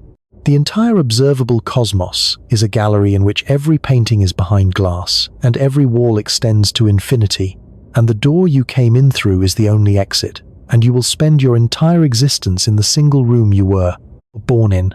Andromeda is the painting closest to you. You can almost touch the glass. 0850, Claude responded. The universe is not standing still. The universe is not standing still. It has never been standing still. Since the first fraction of a second after the Big Bang, the fabric of space-time has been expanding, carrying the matter embedded within it outward, in every direction simultaneously. Not like an explosion, not like objects flying apart through a pre-existing space, but like the space itself growing, the distance between any 2 points increasing. Not because those points are moving through space, but because the space between them is becoming more space. For most of the universe's history, this expansion was decelerating. The gravitational pull of all the matter in the cosmos was working against the expansion, slowing it the way Earth's gravity slows a ball thrown upward. For billions of years after the Big Bang, the universe expanded, but expanded more and more slowly, and physicists expected this deceleration to continue indefinitely, eventually bringing the expansion to a halt and perhaps reversing it into a cosmic contraction. Then, in 1998, 2 independent teams of astronomers studying the brightness of distant supernovae made a discovery that earned them the Nobel Prize in Physics and permanently altered our understanding of the universe. Fate. The expansion was not decelerating. It was accelerating. The universe was not slowing down. It was speeding up. Something was pushing space apart with increasing force, something that permeated all of space-time uniformly and grew more powerful as the volume of space increased. Physicists called it dark energy, a placeholder name for something they do not yet understand, something that constitutes approximately 68% of the total energy content of the observable universe, and whose nature remains one of the deepest unsolved problems in all of science. Dark energy changes everything about the long-term future of the cosmos. Within the local group, gravity still wins. The Milky Way and Andromeda and their retinue of satellite galaxies are gravitationally bound to each other, held together by the mutual attraction of their combined mass against the outward push of dark energy. The dark energy acting across the relatively small distances within the local group is not strong enough to overcome the gravitational bonds between its members. They will remain together. They are in the deepest sense family. But beyond the local group, dark energy dominates. Galaxies outside our gravitational family are being carried away from us by the expansion of space itself, and they are receding faster the farther away they are. This is Hubble's law, the relationship between distance and recession velocity that Hubble himself first measured in 1929, using Andromeda and other nearby galaxies as his dataset. The Virgo cluster 54 million light-years away is receding from us at approximately 1,100 kilometers per second. More distant structures recede faster. At a distance of approximately 14 billion light-years, the recession velocity reaches the speed of light. Beyond that distance, the space between us and those objects is expanding faster than light can travel through it. This means those galaxies are already beyond our causal reach, not merely difficult to reach, not merely expensive to reach, causally disconnected from us. Light we send toward them will never arrive. Light they send toward us will never reach us. They have crossed the cosmological event horizon, a boundary defined not by a wall or a physical barrier, but by the geometry of accelerating, expanding spacetime. A horizon past which no signal, no message, no interaction of any kind can ever connect 2 points. And every day, more galaxies cross that horizon. The cosmological event horizon is not a fixed boundary. It is a shrinking one. As dark energy drives the expansion to accelerate, the horizon moves closer to us, not in physical space, but in terms of which objects remain causally connected to us. Galaxies that are today within our causal reach will eventually recede beyond the horizon. The information they are currently sending us, the light crossing the void toward us at this moment, will be the last information we ever receive from them. After that silence, not the silence of distance, but the silence of causal disconnection, the silence of objects that have passed beyond the boundary where any interaction is physically possible. The implications over cosmic time are staggering in a way that the word staggering fails to capture. In roughly 100 billion years, every galaxy beyond the local group will have receded beyond the cosmological event horizon. The sky, as seen from any planet that might still exist in the merged remnant of the Milky Way and Andromeda, will contain no external galaxies. Not faint ones, not any. The cosmic microwave background radiation, the afterglow of the Big Bang that currently fills the entire sky with a uniform glow of microwave photons, will have been stretched by the expansion to wavelengths so long that no conceivable instrument could detect them. The evidence for the Big Bang itself, for the existence of a hot, dense, early universe from which the cosmos expanded, will have been erased by the expansion of space. A civilization arising in that era 100 billion years from now would look out at the sky and see a single galaxy, their own, floating in absolute darkness. No other galaxies, no cosmic microwave background, no redshift survey showing the large-scale structure of the universe, no Hubble deep field showing thousands of galaxies in a patch of sky the size of a grain of sand held at arm's length. Nothing, just the one galaxy and the void around it, stretching in every direction to a darkness that offers no information about what lies beyond. Such a civilization would have no way to discover that the universe was ever anything other than one galaxy, surrounded by infinite empty darkness. The knowledge we possess today, knowledge of 2 trillion galaxies, and a cosmos 93 billion light-years across, and a Big Bang 13.8 billion years in the past would be physically inaccessible to them. Not hidden, not encrypted, erased, removed from the observable universe by the expansion of space itself. The evidence would be gone. We are lucky to exist now. In the cosmic sense, the era we inhabit is a privileged one. We exist at a time when the universe is old enough to have produced stars and planets and chemistry and biology and consciousness, but young enough that the galaxies beyond our own are still visible, still reachable in principle by the light they emit, still available to teach us about the structure and history of the cosmos. The window is open. In 100 billion years, it will close forever. But even within the window, within the current era, when the galaxies are still visible, the isolation is already deepening. The Virgo cluster is receding. The Coma cluster is receding. The Perseus cluster is receding. The great filaments and walls of the cosmic web are receding, all of them moving away from us at velocities that increase with distance, all of them becoming harder to reach with every passing year, all of them eventually destined to vanish beyond the horizon into a darkness from which no information will ever return. Andromeda is not receding.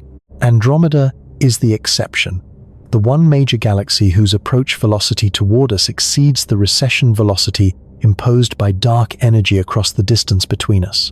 The gravitational bond between the Milky Way and Andromeda is strong enough to hold them together against the expansion to keep them falling toward each other, even as everything beyond the local group accelerates away. Andromeda is approaching at 110 kilometers per second, while the universe expands around both of them. This makes Andromeda unique in a way that extends far beyond its status as the nearest major galaxy. Andromeda is, for all practical and physical purposes, the last galaxy we will ever interact with. Not the last galaxy we can observe. We can observe 2 trillion galaxies today, and for the next tens of billions of years, we will continue to observe diminishing numbers of them as they recede beyond the horizon. But observe is different from interact. Observation is passive. The reception of ancient light, the accumulation of information about objects that have no knowledge of our existence. Interaction requires the exchange of signals, the possibility of influence in both directions, the causal connection that allows one object to affect another.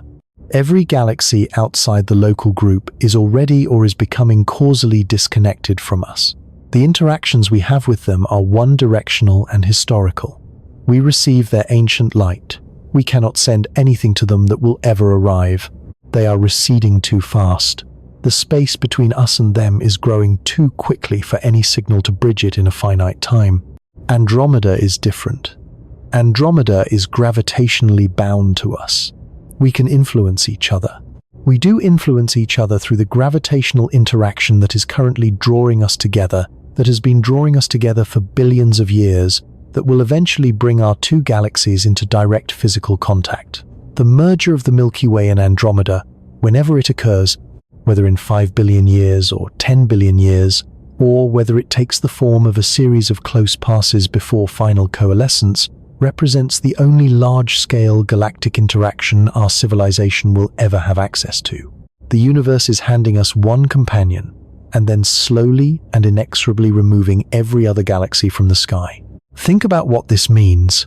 Out of the 2 trillion galaxies in the observable universe, the vast architecture of the cosmic web, with its filaments and clusters and walls and voids stretching across 93 billion light-years of space, out of all of that, have one galaxy we are gravitationally connected to, one galaxy whose future is bound to ours, one galaxy that is not receding from us into permanent causal isolation, one neighbor before the darkness closes in, and that neighbor sits 2.5 million light-years away behind a wall of distance that requires 4 billion years to cross, at our fastest speed, separated from us by 2.5 million years of biological time, during which entire species appeared and evolved and built civilizations, and looked up at the night sky with wondering eyes. This is not a small irony. It is the central fact of our cosmic situation. The universe gave us one companion among 2 trillion possible ones, placed it at the minimum possible distance for an intergalactic object, made it visible to the naked eye on clear autumn nights, and then ensured, through the physics of space-time, and the speed of light that reaching it is effectively impossible for any being whose lifespan is measured in decades rather than geological epochs. You can see your only neighbor. You cannot visit them. Now come back to the present. Come back to the clear autumn night and the soft silver smudge in the direction of Cassiopeia. Come back to the light that is arriving at your eye right now, the light that left Andromeda 2.5 million years ago, before the genus Homo existed, before stone tools, before language, before any of the chain of contingent events that produced you and your eyes and your capacity to understand. What you are seeing, that light has been crossing the intergalactic void at 186,000 miles per second for longer than our species has existed. It has crossed 14.7 quintillion miles of near-perfect emptiness, the most perfect vacuum in nature, a void so empty that the best artificial vacuum humans have ever created is 100 trillion times denser.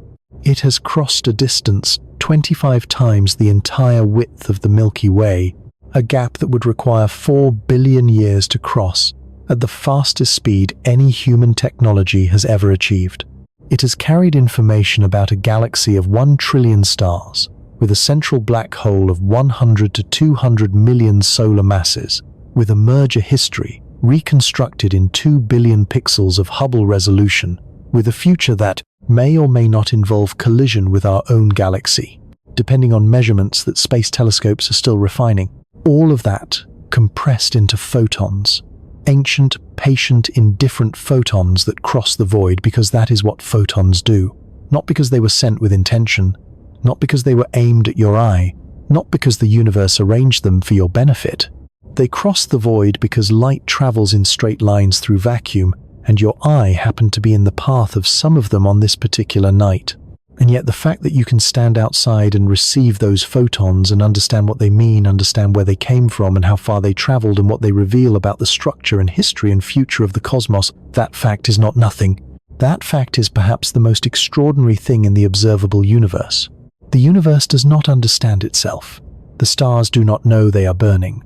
The black holes do not know they are consuming. The galaxies do not know they are colliding or receding or merging or being torn apart by tidal forces over billions of years. The 2 trillion galaxies in the observable cosmos, the 100 billion trillion stars they contain, the uncountable worlds orbiting those stars, the vast majority of all the matter and energy that has ever existed in the 14 billion year history of the universe, none of it knows anything, none of it measures, none of it wonders.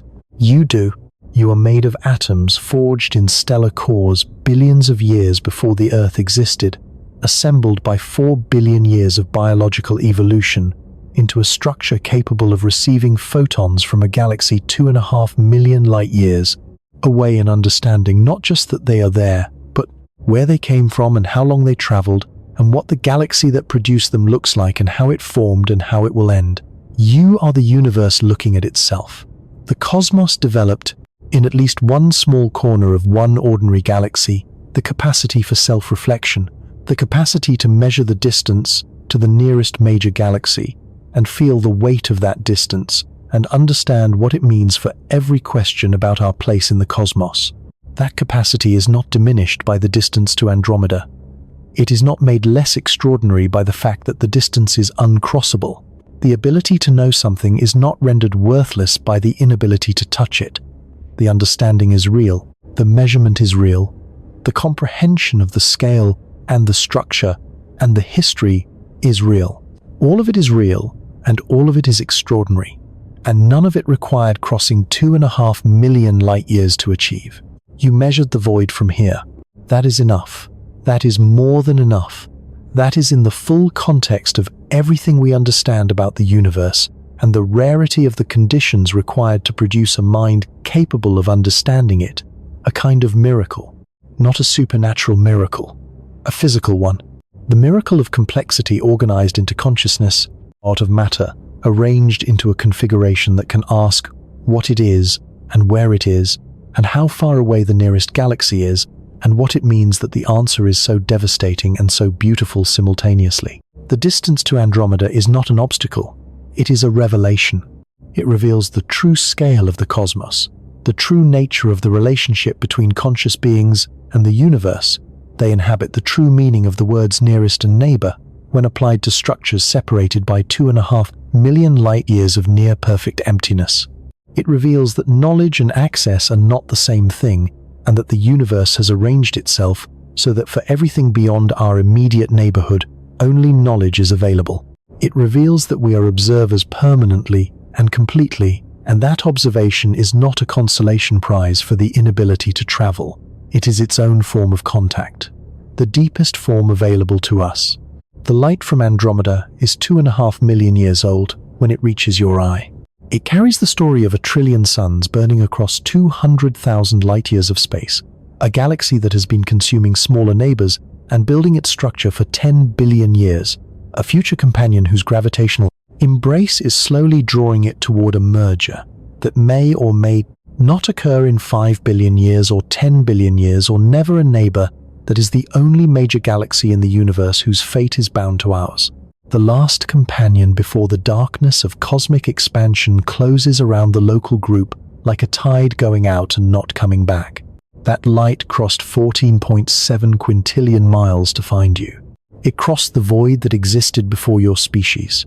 It crossed the epochs of Homo habilis and Homo erectus and Homo heidelbergensis.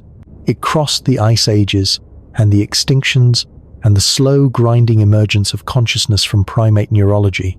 It crossed the invention of fire and language and agriculture and writing and mathematics and the telescope and the space probe and the 2 billion pixel camera mounted on an observatory orbiting 400 miles above the surface of the Earth. It arrived on an autumn night while you were standing outside. And for one moment the distance collapsed. Not physically, not in any way the numbers would confirm, but in the only way that has ever mattered for the relationship between a conscious being and the cosmos it inhabits. The light arrived and was understood. The void was measured and felt. The 2.5 million years were translated into stone tools and ice ages, and the faces of extinct species, and the loneliness of a traveler arriving at an alien galaxy to find everything they knew had been dead for geological age. The distance did not shrink, but you crossed it in the only direction it can be crossed, outward with your eyes. Andromeda is 2.5 million light-years away. It is the nearest major galaxy in the universe. It is the only one whose future is bound to ours. It is visible to the naked eye on clear autumn nights as a soft silver smudge in the direction of Cassiopeia. The light reaching your eye tonight departed before your species existed. It is the farthest thing you will ever see with your own eyes. It is the closest thing the universe will ever offer you beyond your own galaxy. And in the darkness between here and there, in the 2.5 million light-years of near-perfect emptiness that separates 1 trillion alien suns from the one world we have ever known, the universe keeps its deepest silence. Not the silence of absence, the silence of scale, the silence of a cosmos so vast that the word vast fails it, so old that the word old fails it, so empty between its islands of fire that the word empty fails it. A silence that has been waiting 2.5 million years for something with eyes to look across it and understand what it means. Go outside tonight. Find the crooked W of Cassiopeia. Look slightly downward and to the right. Find the soft silver smudge of ancient light that Al-Sufi called a small cloud, and Messier filed as a nuisance, and Hubble measured into a revelation, and 100 generations of human beings looked at without knowing what they were. Seeing? Look at it for a moment without the numbers, without the light years and the quintillion miles and the 4 billion years of travel time and the 2.5 million years of biological epochs and the 100 trillion times emptier than our best vacuum. Just look at it. A faint glow in the darkness. Patient, ancient, unreachable. The galaxy next door.